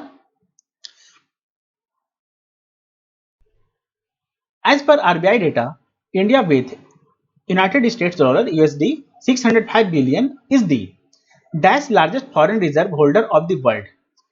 आरबीआई के डेटा के अनुसार इंडिया 605 बिलियन यूएस डॉलर के साथ किस पोजीशन का लार्जेस्ट फॉरेन रिजर्व होल्डर बन चुका है वर्ल्ड का? आंसर है फिफ्थ पोजीशन पे है, यहां पे फिफ्थ आएगा। ठीक है, fifth largest foreign reserve holder world का कौन सा है? इंडिया कितना अमाउंट के साथ? 605 बिलियन यूएस डॉलर के साथ। किसके अनुसार बताया गया है? आज आरबीआई के द्वारा। ठीक है, अब उसके बाद ये आप लोग देख लें, India is also the 10th largest in terms of gold reserve holdings. Gold reserve holdings के अनुसार इंडिया का जो पोजीशन है वो कितना है? 10th है वर्ल्ड में। ठीक है, अगला सवाल। Who was the first women chairperson of NASSCOM? NASSCOM के जो फर्स्ट वुमेन चेयरपर्सन है उनका नाम क्या है? आंसर है रेखा एम मेनन जो चेयरपर्सन एंड एमडी हैं किसके? एसेंचर इंडिया जो कंपनी है, आप लोग जानते होंगे, नाम सुने होंगे एसेंचर का। इसके जो चेयरपर्सन और एमडी है इनका नाम क्या है? रेखा एम मेनन, जो कि फर्स्ट वुमेन चेयरपर्सन है नेस्कॉम की। ठीक है, नेस्कॉम का फुल फॉर्म क्या होता है? National association of software and service companies. National association of software and service companies. ठीक है, ये एक तरह का आईटी कंपनी है। ठीक है, और ये एसेंचर भी एक तरह का आईटी कंपनी है। अगला सवाल, आईटी का मतलब होता है इंफॉर्मेशन टेक्नोलॉजी। देखिए मैंने आप लोगों को ये न्यूज भी करवा दिया है, India targets healthy inflation rate of 4% for the next 5 years starting from 1 April 2021। What is the tolerance band for the inflation rate? Inflation rate जो है वो उसका जो टॉलरेंस रेट कितना है वो होना चाहिए +-2%, मतलब कि जो 4% है उसमें प्लस हो सकता है 2% या माइनस हो सकता है 2%। ठीक है, अब उसके बाद ये भी देख लें कि इंडिया का जो इन्फ्लेशन टारगेट है वो अपर टॉलरेंस लेवल अभी कितना है 6% एंड लोअर लिमिट्स कितना है 2%। ठीक है, अगला सवाल, when was the national internet exchange of India NIXI established? National internet exchange of India जिसे निक्सी के नाम से जाना जाता है कब एस्टैब्लिश हुआ था? 2003 में, 2003 में। ठीक है, अब उसके अलावा कुछ भी इंपॉर्टेंट नहीं है। ठीक है, ठीक है, आप लोग ये देख लें 2021 में क्या हुआ था कि NIXI on its 18th foundation day, NIXI का जो 18th फाउंडेशन डे था, जो 18वां स्थापना दिवस था, उसके सेलिब्रेशन में अनाउंस किया था कि वह 10 GB free data, free storage space for personalised emails के लिए प्रोवाइड करेगा। ठीक है, जितने भी इन यूजर्स, डॉट इन यूजर्स मतलब डॉट इन जो लगाते हैं ना, जैसे कि .com हो गया, .net हो गया, तो डॉट इन जितने भी यूजर्स लगाते हैं अपने ईमेल में उनको ये 10 GB का फ्री स्टोरेज स्पेस प्रोवाइड करेगा। ठीक है, अगला सवाल, which section under the Banking Regulation Act 1949 provides provision for all banking companies to hold license and follow the guidelines issued by Reserve Bank of India? Reserve bank of India, जो reserve bank of India का जो guidelines दिया जाता है कि वह किसी भी कंपनी का, किसी भी बैंकिंग कंपनी का लाइसेंस को कैंसिल कर सकता है या होल्ड कर सकता है। ठीक है, तो वह जो बीआरए है, जो बैंकिंग रेगुलेशन एक्ट 1949 है, उसके किस सेक्शन के अंडर में आता है? ये जो प्रोविजन है सेक्शन 22 के अंडर में आता है, सेक्शन 22 के अंडर में आता है। ठीक है, ये भी देख लें कि ये क्या कर सकता है, होल्ड कर सकता है लाइसेंस को issued in that behalf by the Reserve bank of India के बिहाफ में। ठीक है, and such licence may be issued subject to such conditions as the Reserve bank of India may think to fit impose. मतलब कि इस licence को hold पहले किया जा सकता है, अब उसके बाद इस लाइसेंस को फिर से, मतलब कि वर्किंग में कब अप्रूव दिया जा सकता है कि ये लोग फिर से सर्विस को इंप्लीमेंट करे, मतलब कि कमेंस करे। ठीक है, जब रिजर्व बैंक ऑफ इंडिया को लगेगा कि ये मतलब फिट है, ये बैंकिंग कंपनी जो भी है ये मतलब सारा का सारा मतलब बिल्कुल सही तरीके से अपने काम को कर रहा है। ठीक है, अगला सवाल, match the following financial organisations with their year of establishment. जितना भी फाइनेंशियल ऑर्गेनाइजेशंस है उसको उसके एस्टैब्लिशमेंट ईयर से आप लोगों को मैच करना है। तो हम लोग आंसर देख लेते हैं। वर्ल्ड इकोनॉमिक फोरम WEF कब एस्टैब्लिश हुआ था? 1971 में। नबार्ड कब एस्टैब्लिश हुआ था? नबार्ड का फुल फॉर्म है national bank for agriculture and rural development. कब एस्टैब्लिश हुआ था? 1982 में। IMF कब एस्टैब्लिश हुआ था? 1944 में। और insurance regulatory and development authority of India IRDAI कब एस्टैब्लिश हुआ था? 1999 में। ठीक है, अगला सवाल, what does the acronym EMI stand for? EMI का फुल फॉर्म क्या है? Equated monthly instalment. Equated monthly instalment मतलब कि एक इक्वल अमाउंट ऑफ मनी या इक्वल अमाउंट आप लोग इंस्टॉलमेंट के रूप में पे कर सकते हैं। ठीक है, इक्वेटेड मंथली इंस्टॉलमेंट। अगला सवाल, what is the full form of acronym NEFT? NEFT का फुल फॉर्म क्या है? National Electronic funds Transfer. National Electronic funds Transfer ये एक तरह का इलेक्ट्रॉनिक फंड्स ट्रांसफर सिस्टम है, मेंटेन किया जाता है आरबीआई के द्वारा रियल टाइम ट्रांसफर करने के लिए मनी को बिटवीन बैंक अकाउंट्स के बीच में अगर आप ट्रांसफर करना चाहते हैं पैसों का। ठीक है, ट्रांसफर करना चाहते हैं रियल टाइम मतलब कि एट टाइम। ठीक है ना, तो उसके लिए नेफ्ट का इस्तेमाल किया जाता है। अगला सवाल, when was the world economic forum established? World economic forum कब एस्टैब्लिश हुआ था? 1971 में। ठीक है, अगला सवाल, हाँ, वर्ल्ड इकोनॉमिक फोरम का जो हेडक्वार्टर है वो कहाँ है? कोलोगनी, स्विट्जरलैंड में। एस्टैब्लिश हुआ था 1971 में। अगला सवाल, match the following organisations with their present chairperson. जो भी फॉलोइंग ऑर्गेनाइजेशंस हैं उनको उनके चेयरपर्सन के साथ मैच करना है। तो आंसर देखते हैं।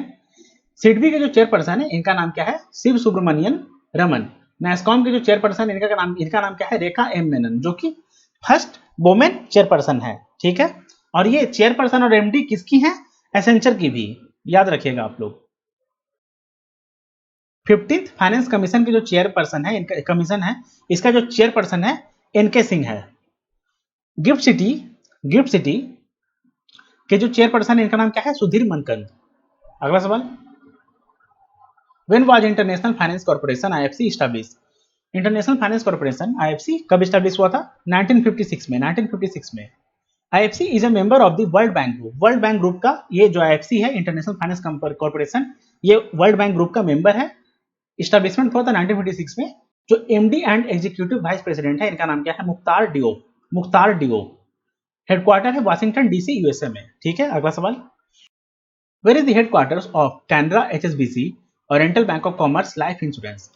Canara HSBC Oriental Bank of Commerce Life Insurance का हेडक्वार्टर कहाँ स्थित है? आंसर है गुरुग्राम, हरियाणा में। गुरुग्राम, हरियाणा में।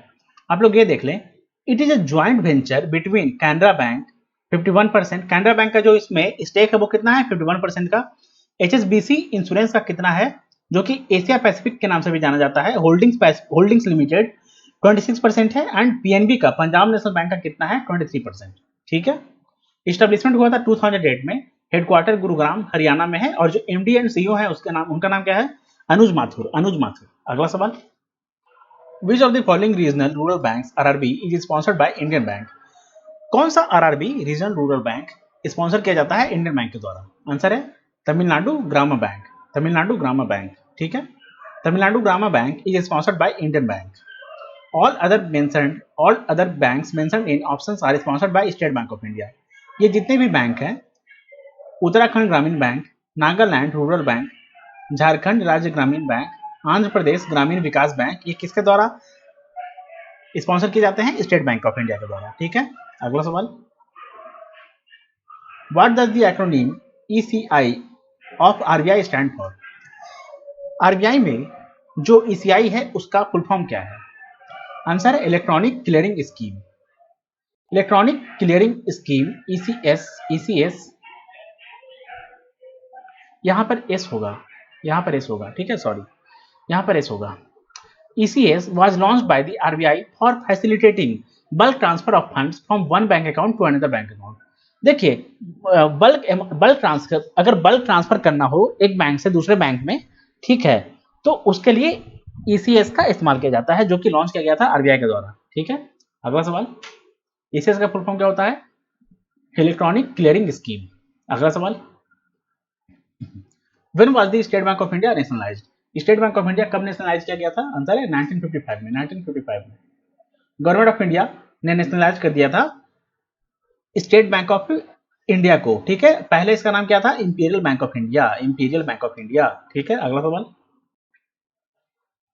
When was the industrial development bank of India IDBI established? IDBI कब एस्टैब्लिश किया गया था? 1964 में। 1964 में। ठीक है, अगला सवाल, what is the tagline of Kotak Mahindra bank? Kotak Mahindra bank का टैगलाइन क्या है? आंसर है let's make money simple. It is India's first non banking finance company which is converted into a bank. जो कोटक महिंद्रा बैंक है वो इंडिया का पहला नॉन बैंकिंग फाइनेंस कंपनी था, NBFC था, जो कि कन्वर्ट हो गया है बैंक में। ठीक है, जिसे सबसे पहले कन्वर्ट किया गया था बैंक में। ठीक है, इस्टेब्लिशमेंट कब हुआ था कोटक महिंद्रा बैंक का? 1985 में, 1985 में। हेडक्वार्टर है मुंबई, महाराष्ट्र में। और टैगलाइन है लेट्स मेक मनी सिंपल। और एमडी एंड सीईओ कौन है? आंसर है आंसर है उदय कोटक। ठीक है, अगला सवाल, ITRS is an acronym in relation with banking terminologies. What does T stand in ITRS? देखिए, बैंकिंग टर्मिनोलॉजीज में ITRS आता है, तो ITRS का फुल फॉर्म क्या है? ITRS में जो T है उसका फुल फॉर्म क्या है? आंसर है ट्रांजैक्शन। ठीक है, ये आप लोग देख लें। ITRS stands for international transaction reporting system. ITRS provides timely comprehensive balance of payments, BOP, जिसे बैलेंस ऑफ पेमेंट्स का नाम से जाना जाता है। स्टैटिस्टिक्स का मतलब होता है data of individual cash transactions passing through domestic and foreign banks. देखिए, जो भी डोमेस्टिक और जो फॉरेन बैंक्स में ट्रांजैक्शन वगैरह होते हैं, जो पास होता है, उसका जो बैलेंस ऑफ पेमेंट्स का जो डेटा स्टैटिस्टिक्स प्रोवाइड किया जाता है, वो किसके द्वारा प्रोवाइड किया जाता है? ITRS के द्वारा, इंटरनेशनल ट्रांजैक्शन रिपोर्टिंग सिस्टम। अगला सवाल, dash is a measure that examines the weighted average of prices of a basket of consumer goods and services. देखिए क्या है इनमें से जो कि मेजर किया जाता है, जो एवरेज प्राइस होता है बास्केट का कंज्यूमर गुड्स एंड सर्विसेज के द्वारा। तो आंसर है consumer price index, consumer price index, ठीक है।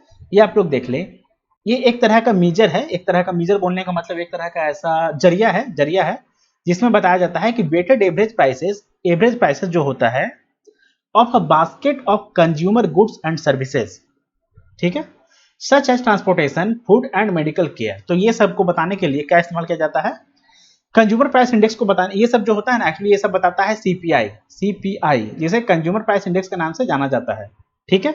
अगला सवाल, RBI announced GSAP 1.0 in April 2021.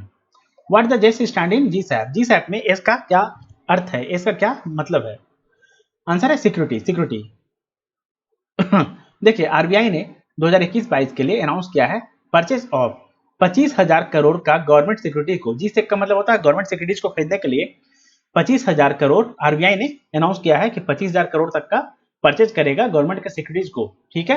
Acquisition programme GSAP का मतलब हो गया गवर्नमेंट सिक्योरिटीज एक्विजिशन प्रोग्राम 1.0 बोलने का मतलब पहली बार इस्तेमाल किया जा रहा है, ये इसका पहला संस्करण है, पहला एडिशन है, इसलिए 1.0 लगाया गया है as part of RBI open market operation के लिए, ठीक है। कितना का परचेज करेगा, 25,000 करोड़ का क्या क्या परचेज करेगा, GSec in relation with FCNR bank accounts. What the C stand in FCNR में सी का क्या अर्थ है, करेंसी, सी का मतलब होता है currency. FCNR stands for foreign currency non resident bank accounts, ठीक है। FCNR is a kind of fix deposit, ये एक तरह का फिक्स डिपॉजिट अकाउंट है, ठीक है। ये मनी को डिपॉजिट करने के लिए ओवरसीज में अकाउंट को मतलब फॉरेन करेंसी के लिए ये ऑपरेट किया जाता है या खोला जाता है, ठीक है। अगला सवाल, name the indicator used to measure the estimated yearly increase in asset price as a result of inflation. जो एस्टिमेटेड ईयरली इंक्रीज प्राइस जो होता है एसेट में, उसे मेजर करने के लिए किस इंडिकेटर का इस्तेमाल किया जाता है, आंसर है CII, कॉस्ट इन्फ्लेशन इंडेक्स, ठीक है। अगला सवाल, where is the headquarters of European Investment Bank EIB का यूरोपियन इन्वेस्टमेंट बैंक का हेडक्वार्टर कहाँ स्थित है, आंसर है किर्चबर्ग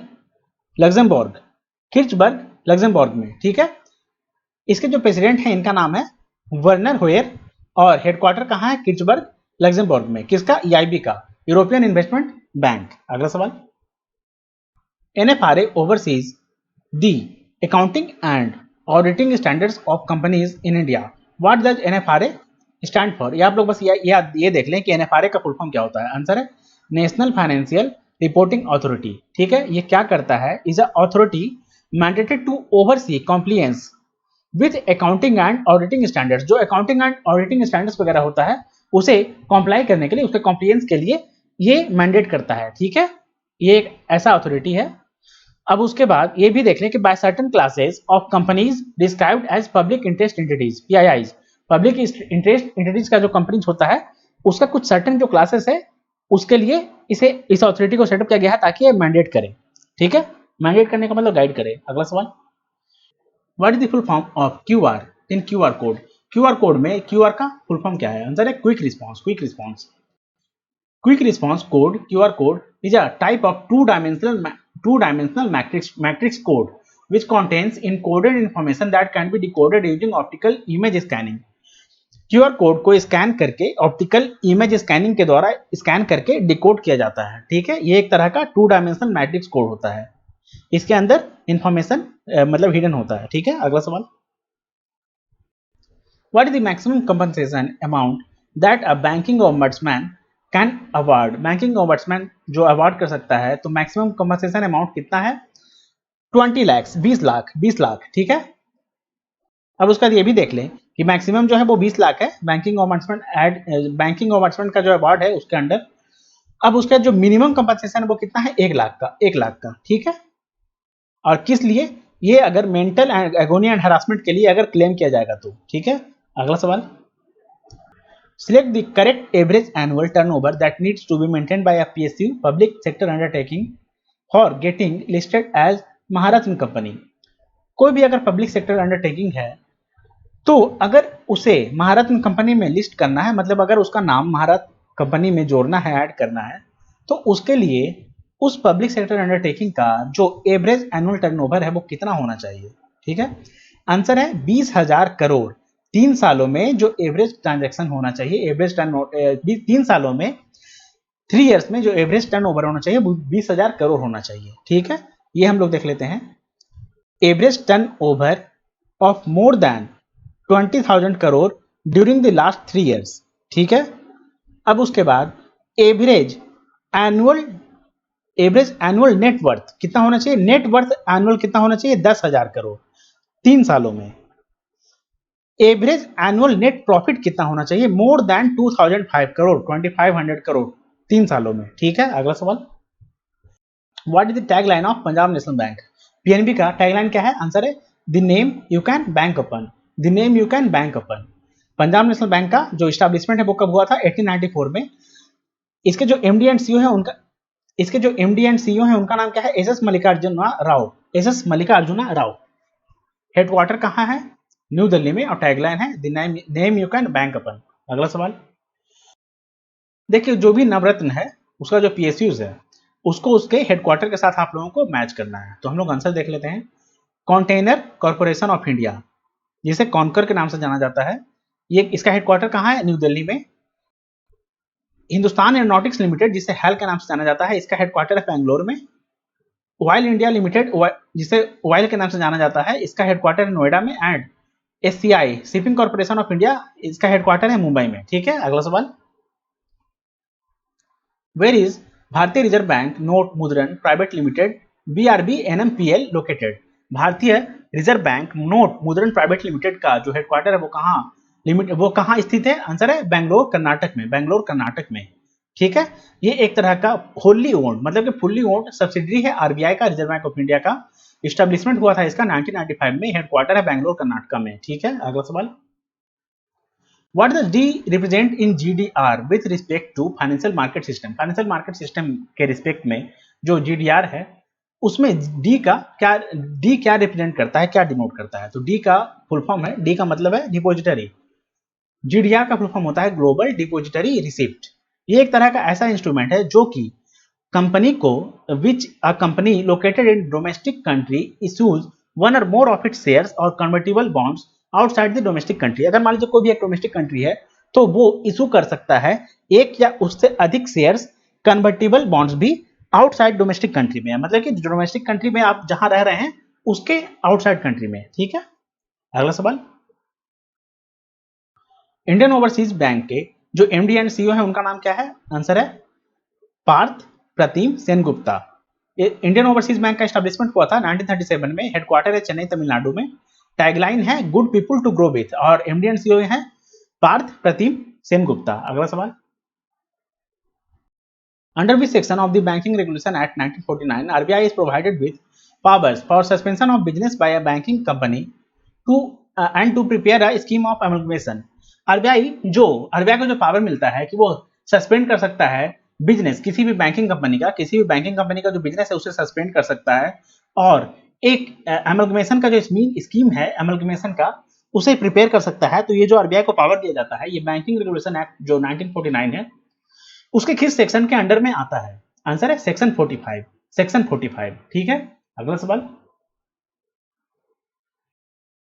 which is India's first payment bank. India का जो पहला पेमेंट बैंक है उसका नाम क्या है, आंसर है Airtel payments bank. Airtel payment bank India का पहला पेमेंट बैंक है।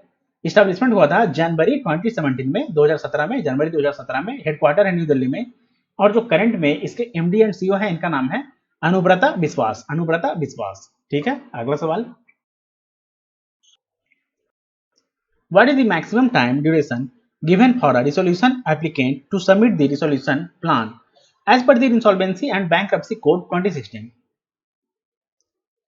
जो मैक्सिमम टाइम ड्यूरेशन दिया जाता है रिसोल्यूशन एप्लीकेंट को सबमिट करने के लिए रिसोल्यूशन प्लान के अंडर, वो इंसॉल्वेंसी एंड बैंक्रप्सी कोड 2016 के अंडर में कितने दिन के लिए, जो इसका मैक्सिमम टाइम ड्यूरेशन है वो कितना है? आंसर है 150 डेज, 150 डेज। ठीक है, अगला सवाल, which of the following subsidies of RBI was set up with a sole motive to improve the IT and cyber security infrastructure of Indian banking system? RBI का कौन सा सब्सिडरी सेटअप किया गया है जिसका सोल मोटिव क्या है, जिसका मतलब सोल मोटिव बोलने का मतलब जिसका प्राइमरी मोटिव क्या है कि इंप्रूव किया जाए IT IT and cyber security infrastructure banking, Indian banking system में इंप्रूव किया जाए। ठीक है, तो आंसर है rebate, reserve Bank Information Technology Private limited, जिसका नाम है रेबिट। ठीक है, अगला सवाल, which of the following is not a subsidiary of RBI? दिए गए ऑप्शंस में से आरबीआई का सब्सिडरी कौन सा नहीं है? आंसर है national bank for agriculture and rural development, NABARD. ठीक है, नबार्ड किसके अंडर में आता है? मिनिस्ट्री ऑफ फाइनेंस के अंडर में। बाकी जो deposit insurance and credit guarantee corporation of India है, जिसे डीआईसीजीसी के नाम से जाना जाता है, उसके अलावा जो reserve Bank Information Technology Private Limited, जिसे रेबिट के नाम से जाना जाता है, Indian financial technology and allied services, जिसे इफ्टैस के नाम से जाना जाता है, and NPCI national payments corporation of India, ये सब जो है आरबीआई का सब्सिडरी है। ठीक है, अगला सवाल,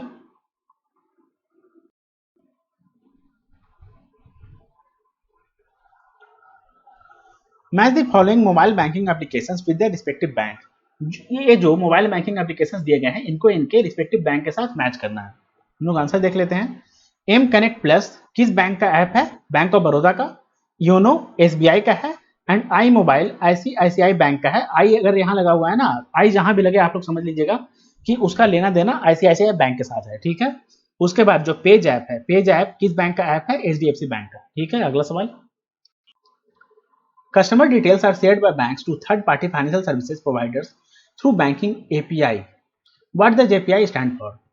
API के बैंकिंग का जो API है उसके द्वारा कस्टमर्स का जो इन्फॉर्मेशन है वो थर्ड पार्टी फाइनेंशियल सर्विसेज को शेयर किया जाता है। ठीक है, तो जो API है उसका फुल फॉर्म क्या है? आंसर है application programming interface, application programming interface. ठीक है, अगला सवाल, match the following non banking financial institutions NBFC with the headquarters locations.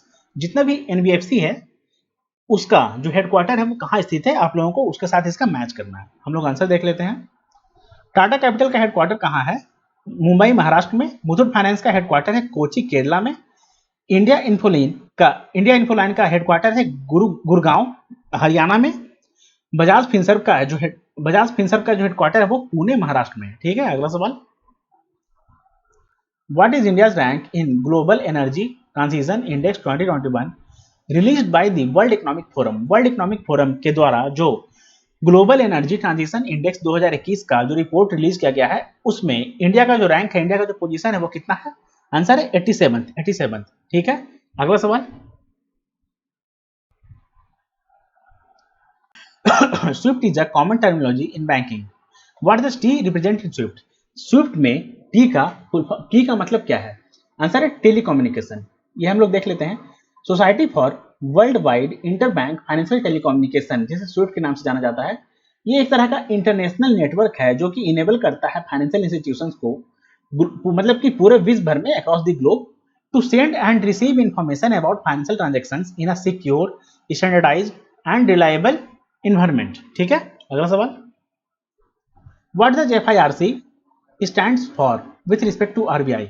एफआईआरसी का फुल फॉर्म क्या है? ठीक है, और ये किससे कनेक्टेड है? आरबीआई से। एफआईआरसी का फुल फॉर्म है foreign inward remittance certificate. Foreign inward remittance certificate, ये एक तरह का डॉक्यूमेंट है जो कि एक्ट करता है as a testimonial for all the inward remittances intending to India from abroad. ठीक है, अब उसके अलावा हम लोग ये भी देख लेते हैं कि गाइडलाइंस फॉर एफआईआरसी किसके द्वारा इशू किया जाता है? आरबीआई और फेडाई के द्वारा। फेडाई का फुल फॉर्म होता है foreign exchange dealers association in India. ठीक है, अगला सवाल, pick the economist who is wrongly matched with their books. देखिए, ये जो इकोनॉमिस्ट है इन्होंने बुक लिखा है। ठीक है, तो इसमें से आप लोगों को बताना है कि कौन सा रॉन्गली मैच्ड है। तो इसका आंसर है कार्ल मैक्स के द्वारा जो बुक बताया गया है यहाँ पर, द वेल्थ, कार्ल मैक्स के द्वारा जो बुक बताया गया है द वेल्थ ऑफ नेशंस, ये यहाँ पर गलत दिया गया है। हम लोग आंसर देख लेते हैं।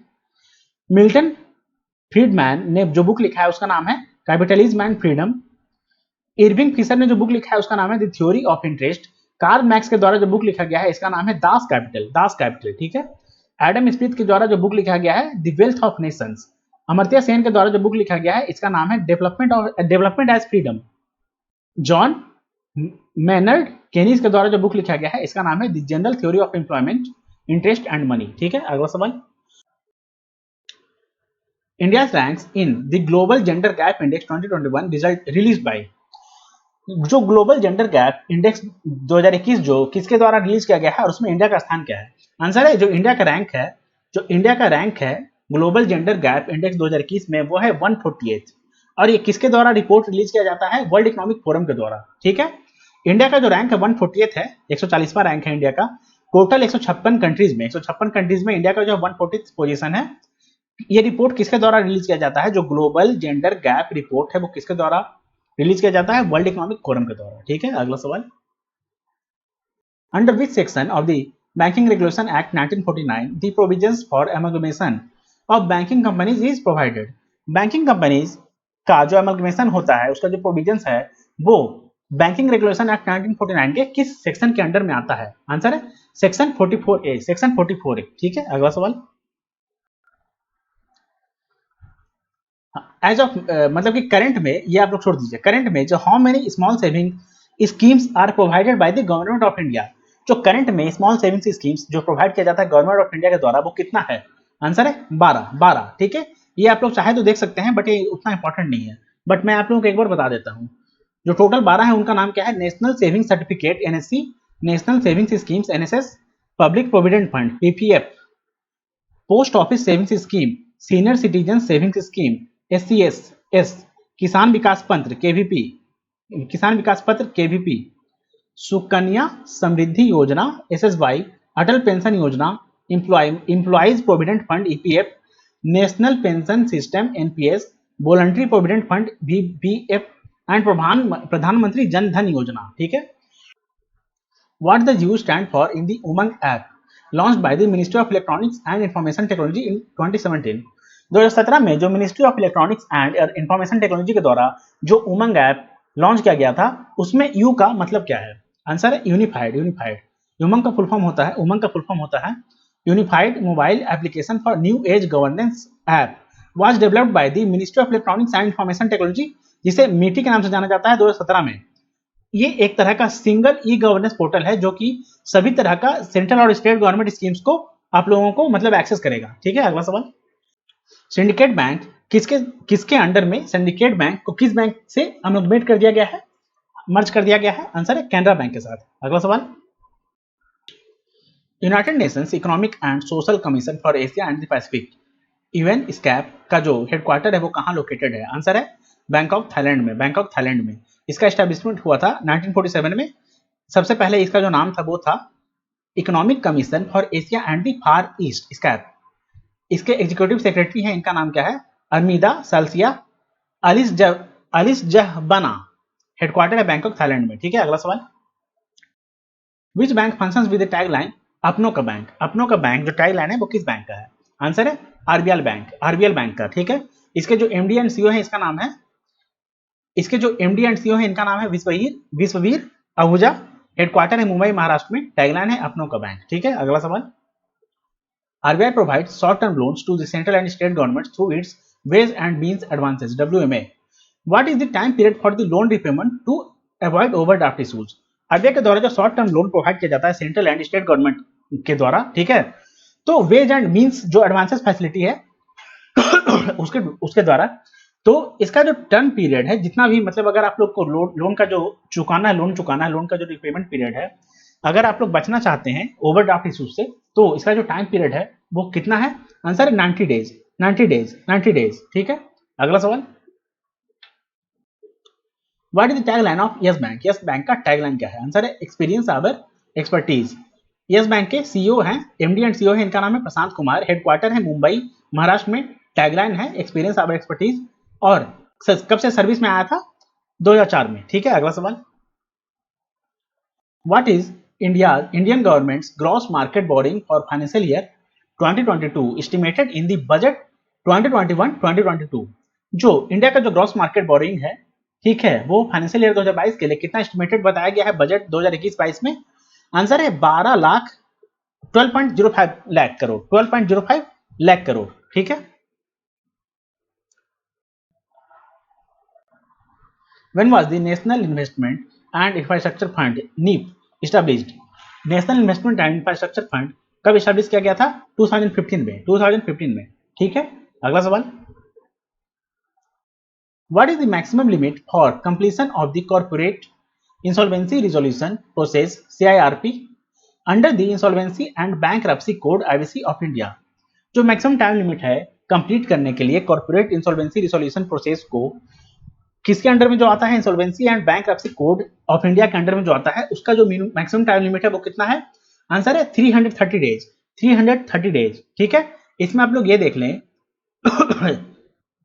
इंसॉल्वेंसी एंड बैंकरप्सी कोड का जो सेक्शन 12 है वो प्रोवाइड करता है timeline for the completion of the corporate insolvency resolution process CIRP with a time period of 180 days extendable to maximum of 270 days, 270 days। ठीक है, जो कि 180 दिनों के लिए दिया जाता है, जो कि कितना बढ़ सकता है? 270 दिनों तक from the insolvency commencement date. अब उसके बाद हुआ क्या कि 2019 में ऐसा हुआ कि IBC ने अमेंड कर दिया है कि कंप्लीट करना है जो प्रोसेस को वो 330 दिनों में करना है। ठीक है, ICD के द्वारा। ICD का फुल फॉर्म होता है इंसॉल्वेंसी कमेंसमेंट डेट। ठीक है, अगला सवाल, where is the headquarters of the Sundaram asset management company limited? SAM. जो सैम्स है, जो सुंदरम एसेट मैनेजमेंट कंपनी है, उसका हेडक्वार्टर कहाँ है? आंसर है चेन्नई, तमिलनाडु में, चेन्नई, तमिलनाडु में। इसका एस्टैब्लिशमेंट हुआ था 1996 में, और इसका जो हेडक्वार्टर है चेन्नई, तमिलनाडु में है। इसके जो MD है उनका नाम है सुनील सुब्रमण्यम। अगला सवाल, where is the headquarters of Jana small finance bank? Jana small finance bank का हेडक्वार्टर कहाँ है? आंसर है बेंगलुरु, कर्नाटक में। इसका एस्टैब्लिशमेंट हुआ था 2008 में। हेडक्वार्टर है बेंगलुरु, कर्नाटका में। ठीक है, MD एंड CEO है अजय कनबल, अजय कनबल। अगला सवाल, how many sectors are listed under the central government production linked incentive PLI scheme? जो central government production linked incentive है उसके अंडर में कितने सेक्शंस को लिस्ट किया गया है?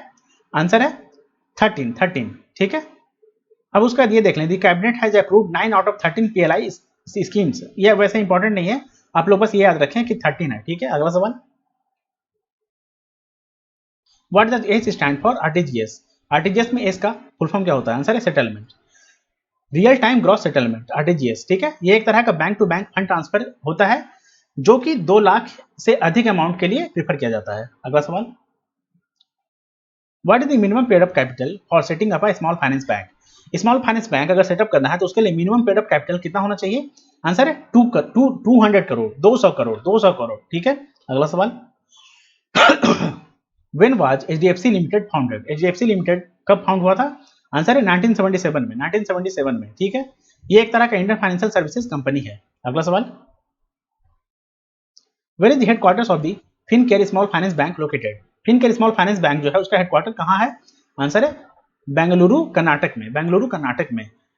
फिनकेयर स्मॉल फाइनेंस बैंक के जो MD एंड CEO है इनका नाम है राजीव यादव, राजीव यादव। ठीक है, अगला सवाल, which of the following monetary policy instruments is used by RBI for injection and absorption of liquidity in the market by sales and purchase of government securities? देखिए, जो इंजेक्शन होता है और जो एब्जॉर्प्शन होता है लिक्विडिटी का मार्केट में, जो गवर्नमेंट सिक्योरिटीज है, जो G-SECs है, गवर्नमेंट सिक्योरिटीज है, इन्हें सेल करके या परचेज करके, तो मॉनेटरी पॉलिसी इंस्ट्रूमेंट्स में किस मॉनेटरी पॉलिसी इंस्ट्रूमेंट का इस्तेमाल किया जाता है? ठीक है, आंसर है ओपन मार्केट ऑपरेशन का। ठीक है, अगला सवाल,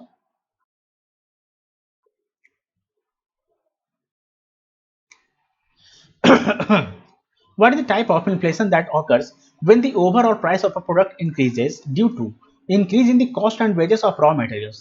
देखिए, जो रॉ मटेरियल्स है उसके कॉस्ट में, देखिए जो वेजेस है और जो रॉ मटेरियल्स है, अगर उसका कॉस्ट इंक्रीज हो जाता है तो उसके वजह से जो ओवरऑल प्राइस, जो अगर किसी भी प्रोडक्ट का इंक्रीज होता है तो उसे कौन सा इन्फ्लेशन कहा जाता है, ठीक है, किस टाइप का इन्फ्लेशन उसे कहा जाता है, इसे कहा जाता है cost push inflation, cost push inflation, ठीक है। अगला सवाल, who is the present executive chairman of master card, जो मास्टर कार्ड है उसके जो प्रेजेंट एग्जीक्यूटिव चेयरमैन है इनका नाम क्या है, आंसर है अजय बंगा, अजय बंगा चेयर एग्जीक्यूटिव चेयरमैन है मास्टर कार्ड के अजय बंगा। चीफ एग्जीक्यूटिव ऑफिसर है माइकल मिबैक, माइकल मिबैक, हेडक्वार्टर है न्यूयॉर्क यूएसए में। When was the agriculture insurance company of India limited established? Agriculture insurance company of India जो है वो उसका इस्टेब्लिशमेंट कब हुआ था, आंसर है 2002 में, 2002 में, 2002 में, ठीक है। इस्टेब्लिशमेंट हुआ था 20 दिसंबर 2002। डेट याद रखना जरूरी नहीं है, ठीक है, आप लोग बस ये ईयर याद रखिए। इसके जो चेयरमैन एंड मैनेजिंग डायरेक्टर हैं, एमडी हैं, इनका नाम है Malay Kumar Poddar, Malay Kumar Poddar. Headquarter है न्यू दिल्ली में, ठीक है। अगला सवाल, who is the present chairman of LIC, LIC के जो प्रेजेंट चेयरमैन है इनका नाम क्या है, आंसर है MR Kumar, MR Kumar. LIC का एस्टेब्लिशमेंट हुआ था 1 सितंबर 1956 को। चेयरमैन है एमआर कुमार और जो हेडक्वार्टर है वो है मुंबई महाराष्ट्र में, ठीक है। अगला सवाल, which is the first bank to start Aadhaar based ATM services, Aadhaar based ATM service को स्टार्ट करने वाला जो पहला बैंक है वो कौन सा है, आंसर है डीसीबी बैंक, डीसीबी बैंक, ठीक है। अगला सवाल, और सबसे पहले कब इस्तेमाल हुआ था, कब इस्तेमाल हुआ था आधार बेस्ड एटीएम सर्विस 2016 में, ठीक है, किसके द्वारा, डीसीबी बैंक के द्वारा। अगला सवाल, what should be the total valuation of a company to be considered as a unicorn startup, unicorn startup के लिए एक किसी भी कंपनी का जो टोटल वैल्यूएशन है वो कितना होना चाहिए, ठीक है, 1 billion US dollar, 1 billion US dollar, ठीक है। अब उसके बाद करेंटली भारत में, इंडिया में 30 यूनिकॉर्न स्टार्टअप्स हैं, ठीक है। अगला सवाल, जो फाइनेंशियल इंस्टीट्यूशंस हैं उनके रिस्पेक्टिव जो पेड अप कैपिटल कितना होना चाहिए उसके साथ आपको मैच करना है। तो हम लोग आंसर देखते हैं, जो पेमेंट्स बैंक है, जो फाइनेंशियल इंस्टीट्यूशन जो पेमेंट्स बैंक है उनका जो पेड अप कैपिटल होना चाहिए वो कितना होना चाहिए, 100 करोड़, 100 करोड़। यूनिवर्सल बैंक का कितना होना चाहिए, 500 करोड़, 500 करोड़, ठीक है। अब स्मॉल फाइनेंस बैंक का कितना होना चाहिए, 200 करोड़, 200 करोड़, ठीक है।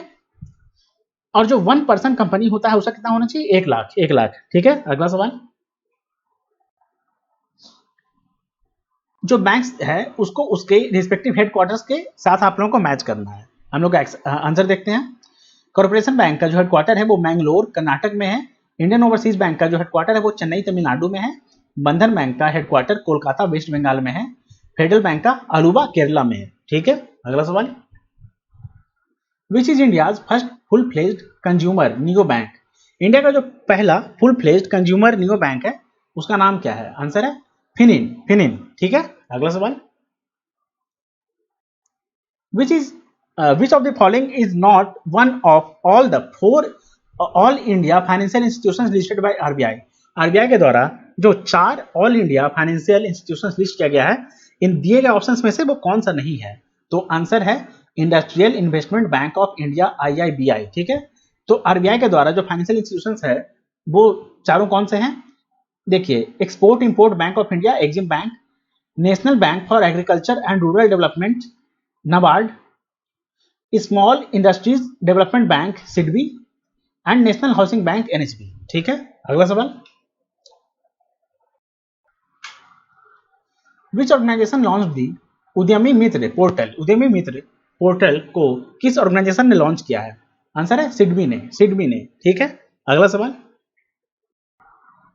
Who authored the book from reserve bank to finance ministry and beyond some reminiscences, from reserve bank to finance ministry and beyond some reminiscences book के ऑथर कौन है, आंसर है M Narasimham, M Narasimham, M Narasimham RBI के former governor भी रह चुके हैं, ठीक है।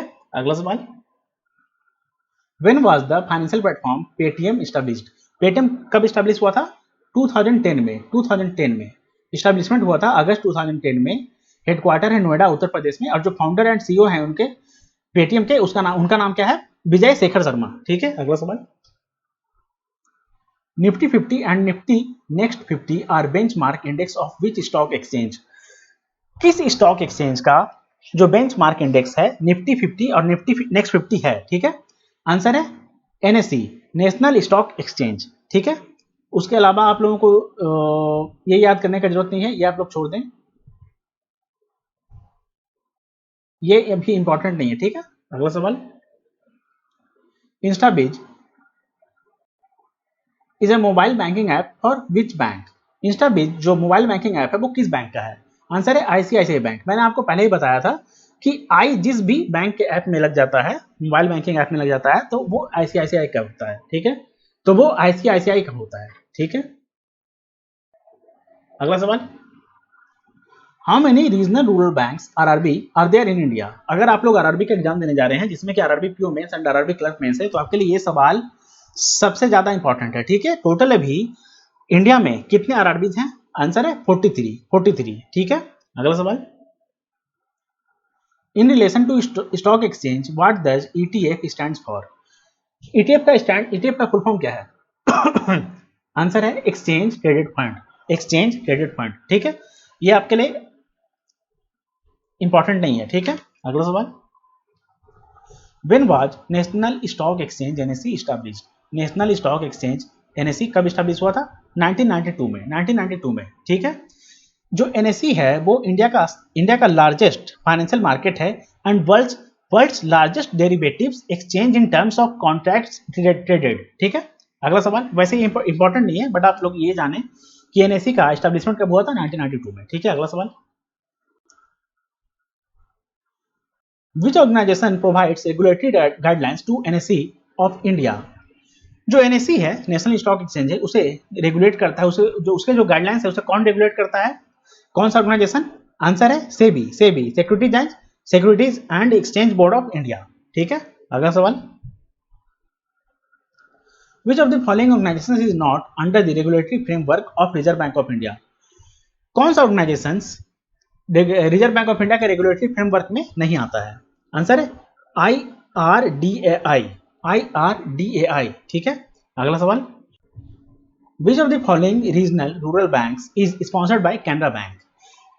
कौन सा रीजनल रूरल बैंक है जिसे कैनरा बैंक स्पॉन्सर करता है, ठीक है। तो आंसर है कर्नाटका ग्रामीण बैंक, कर्नाटका ग्रामीण बैंक, कर्नाटका ग्रामीण बैंक। ये दिए गए ऑप्शंस में से आपको सिर्फ कर्नाटका ग्रामीण बैंक यहां पे दिया गया है, जबकि कर्नाटका ग्रामीण बैंक एंड केरला ग्रामीण बैंक दो आरआरबी हैं जिसे कैनरा बैंक स्पॉन्सर करता है, ठीक है। अगला सवाल, which is the first in India to get converted into a commercial bank from a non banking finance company NBFC? ये न्यूज मैंने आप लोगों को पहले ही बता दिया है कि भारत में भारत का जो पहला नॉन बैंकिंग फाइनेंशियल कंपनी था जिसे कन्वर्ट कर दिया गया कॉमर्शियल बैंक में, उसका नाम क्या है? तो वो है कोटक महिंद्रा बैंक, और कोटक महिंद्रा बैंक, ठीक है, कोटक महिंद्रा बैंक। इसके एमडी एंड सीईओ हैं उदय कोटक, ठीक है। अगला सवाल, who is the present CEO of EPFO? EPFO के प्रेजेंट सीईओ कौन है? आंसर है सुनील बर्थवाल, और ईपीएफओ का हेडक्वार्टर कहाँ है? न्यू दिल्ली में, ठीक है। अगला सवाल, और जो ईपीएफओ के सीईओ हैं उन्हें जाना जाता है सेंट्रल प्रोविडेंट फंड कमिश्नर के रूप में भी, ठीक है। अगला सवाल, who is the present MD and CEO of HDFC bank? HDFC bank के प्रेजेंट एमडी एंड सीईओ कौन है? आंसर है शशिधर जगदीशन, ठीक है। अगला सवाल, where is the headquarters of Ujjivan small finance bank located? Ujjivan small finance bank का हेडक्वार्टर कहाँ लोकेटेड है? आंसर है बेंगलुरु कर्नाटका में। इसके जो एमडी एंड सीईओ है इनका नाम है संजीव बंडवाल, इसका टैगलाइन है बिल्ड अ बेटर लाइफ, और हेडक्वार्टर है बेंगलुरु कर्नाटका में, ठीक है। अगला सवाल, securities and exchange board of India is headquartered at Mumbai and it has 4 regional offices in India. Which of the following is not one of the locations SEBI's regional office? जो securities and exchange board of India है जिसका headquarter है मुंबई में, तो इसका total 4 regional offices है India में, ठीक है। पूरे भारत में जो सेबी है जिसका हेडक्वार्टर है मुंबई में और उसके 4 रीजनल ऑफिसेस हैं टोटल भारत में, ठीक है। तो दिए गए ऑप्शंस में से कौन सा जो सेबी का रीजनल ऑफिस नहीं है? आंसर है बेंगलोर, ठीक है। बाकी जो दिल्ली, कोलकाता, अहमदाबाद एंड चेन्नई है, यहां पर सेबी का रीजनल ऑफिसेस है, ठीक है। अगला सवाल,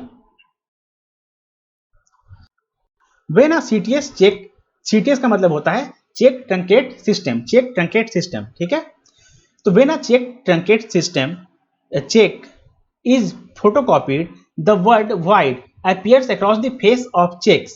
Which security feature is used for this purpose? जब भी किसी सीटीएस चेक को फोटोकॉपी किया जाता है तो वाइड वर्ड अपीयर हो जाता है चेक के फेस पे, मतलब कि चेक के ऊपर, ठीक है। तो किस सिक्योरिटी फीचर को इस्तेमाल किया जाता है इस पर्पज के लिए, ठीक है। आंसर है पेंटोग्राफ्स, ठीक है। Who heads the appointments committee of the cabinet ACC that appoints the governor and deputy governors of RBI? जो अपॉइंटमेंट कमिटी है कैबिनेट का, जो अपॉइंट करता है governor and deputy governor RBI के रिजर्व बैंक ऑफ इंडिया के, उसे कौन हेड करते हैं? आंसर है प्राइम मिनिस्टर, ठीक है। अगला सवाल, what is the daily money transfer limit for UPI transactions? जो यूपीआई ट्रांजेक्शंस होता है उसका डेली जो मनी ट्रांसफर होता है उसका लिमिट क्या है? आंसर है 1 लाख। ये आप लोग देख लें, डेली मनी ट्रांसफर लिमिट है 1 लाख। आवरली मतलब कि 1 घंटे में कितना मनी ट्रांसफर किया जा सकता है? तो 20,000। एक दिन में कितना ट्रांजेक्शन हो सकता है? 20 ट्रांजेक्शन हो सकता है। और 1 घंटे में कितना ट्रांजेक्शन हो सकता है? तो 5 ट्रांजेक्शन हो सकता है, ठीक है। अगला सवाल, When was the Insolvency and Bankruptcy Board of India formed? Insolvency and Bankruptcy Board of India कब फॉर्म हुआ था? आंसर है 2016 में, 2016 में, ठीक है। अगला सवाल, Which committee recommended the setting up of Insurance Regulatory and Development Authority of India IRDAI? IRDAI किस कमिटी के रिकमेंडेशन पे सेटअप किया गया था? आंसर है मल्होत्रा कमेटी, ठीक है। उसके अलावा आप लोग ये देख लें, ये IRDAI कब बनाया गया था? 1999 में, ठीक है। जो नबार्ड है उसे शिवरमन कमेटी के रिकमेंडेशन पे बनाया गया था। और जो 1991 में जो बैंकिंग सेक्टर में जो रिफॉर्म हुआ था वह नरसिम्हम कमेटी के रिकमेंडेशन पे किया गया था, ठीक है। अगला सवाल,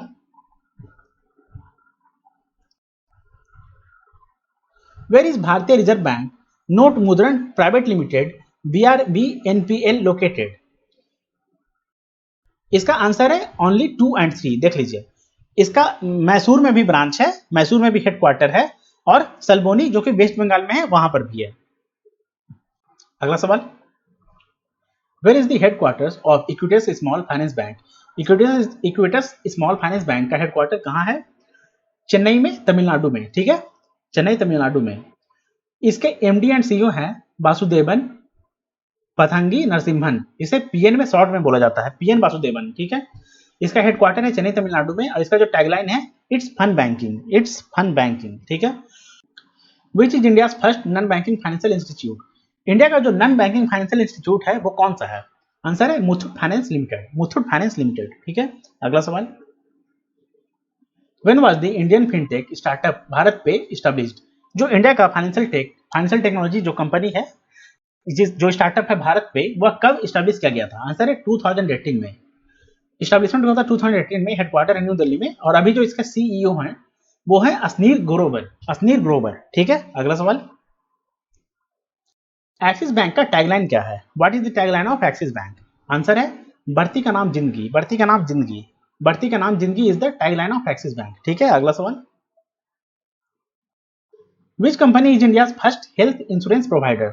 इंडिया का जो पहला कंपनी है हेल्थ इंश्योरेंस प्रोवाइडर का, वो कौन सा है? आंसर है star health and allied insurance corporation limited,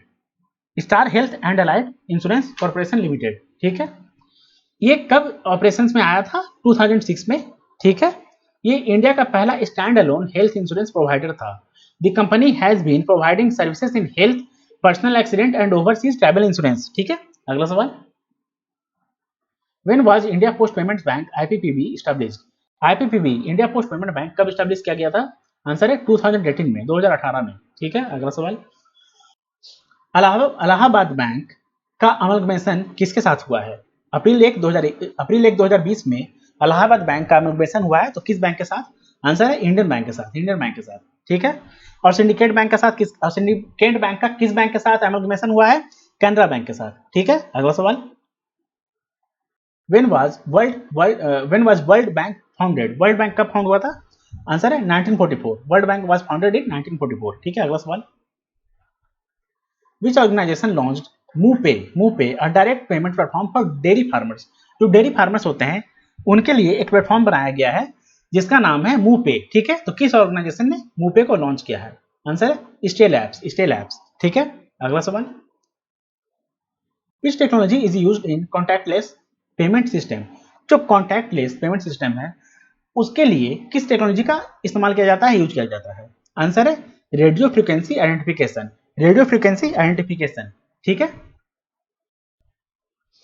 देखिए जो टर्म है contactless payment refers to a secure method for consumers to purchase products और services using a debit card. देखिए डेबिट कार्ड, क्रेडिट कार्ड और अनदर पेमेंट जो device होते हैं, ठीक है, उसके द्वारा जो कंज्यूमर्स परचेज करते हैं प्रोडक्ट को, तो इसके द्वारा पेमेंट किया जाता है। ठीक है, कॉन्टैक्टलेस पेमेंट। ठीक है, तो ये जो इस्तेमाल किया जाता है, जो डिवाइसेस होते हैं नियर फील्ड कम्युनिकेशन, जिसे एनएफसी के नाम से भी जाना जाता है, तो ये सब किस टेक्नोलॉजी को इस्तेमाल करते हैं? रेडियो फ्रीक्वेंसी आइडेंटिफिकेशन टेक्नोलॉजी को, आरएफआईडी को। ठीक है, अगला सवाल, तो ये हमारा आज का लास्ट सवाल था। इसके साथ हम लोगों ने लगभग 200, मतलब मैंने टोटल 200 क्वेश्चंस होंगे, मैंने 200 क्वेश्चंस आप लोगों को, जो कि इस साल 2021 में जनवरी से लेके अभी तक जितना भी करंट बैंकिंग स्टैटिक का क्वेश्चंस मतलब आया हुआ था, मैंने सारा का सारा आप लोगों को आज के सेशन में करवा दिया है।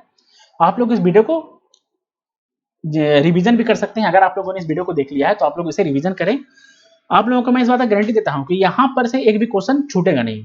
ठीक है, क्योंकि ये जो मैंने सेशन करवाया है, इसमें से आप लोगों को 4 से 5 क्वेश्चन देखने को मिलते हैं। ठीक है, तो इसके अलावा मैं आप लोगों को आने वाले कुछ दिनों में आरआरबी पीओ मेन से पहले मैं आप लोगों को लास्ट 6 मंथ्स का मोस्ट इंपॉर्टेंट करंट अफेयर्स भी करवा दूंगा। बिल्कुल डिटेल में हम लोग करेंगे। ठीक है, हर एक न्यूज को हम लोग बढ़िया से कवर करेंगे, जिससे आप लोगों को एक न्यूज से 2 न्यूज 3 न्यूज तैयार हो जाए। ठीक है, टोटल हम लोग हर मंथ के 100 क्वेश्चंस को डिस्कस करेंगे। हम लोग टोटल 6 मंथ के न्यूज को डिस्कस करेंगे, जिसमें मैं अप्रैल से लेके अगस्त तक के करंट अफेयर्स को करवाऊंगा। उसके अलावा मैं आप लोगों को सितंबर मंथ का भी मैं आप लोगों को 15 ऑफ सितंबर तक का करंट अफेयर्स करवा दूंगा, जो कि एनफ है आप लोगों के जीए को कवर करने के लिए। ठीक है, आप लोगों को करंट अफेयर्स अगर आप लोग उतना कर लेते हैं तो वो एनफ है आने वाले एग्जाम्स के लिए। ठीक है, ये आरआरबी पीओ मेंस के लिए हो गया। उसके अलावा अगर आप लोग आरआरबी क्लर्क के लिए तैयारी कर रहे हैं या एसबीआई क्लर्क के लिए, तो उसके पहले भी मैं आप लोगों के लिए ऐसे ही और भी सेशंस लाऊंगा।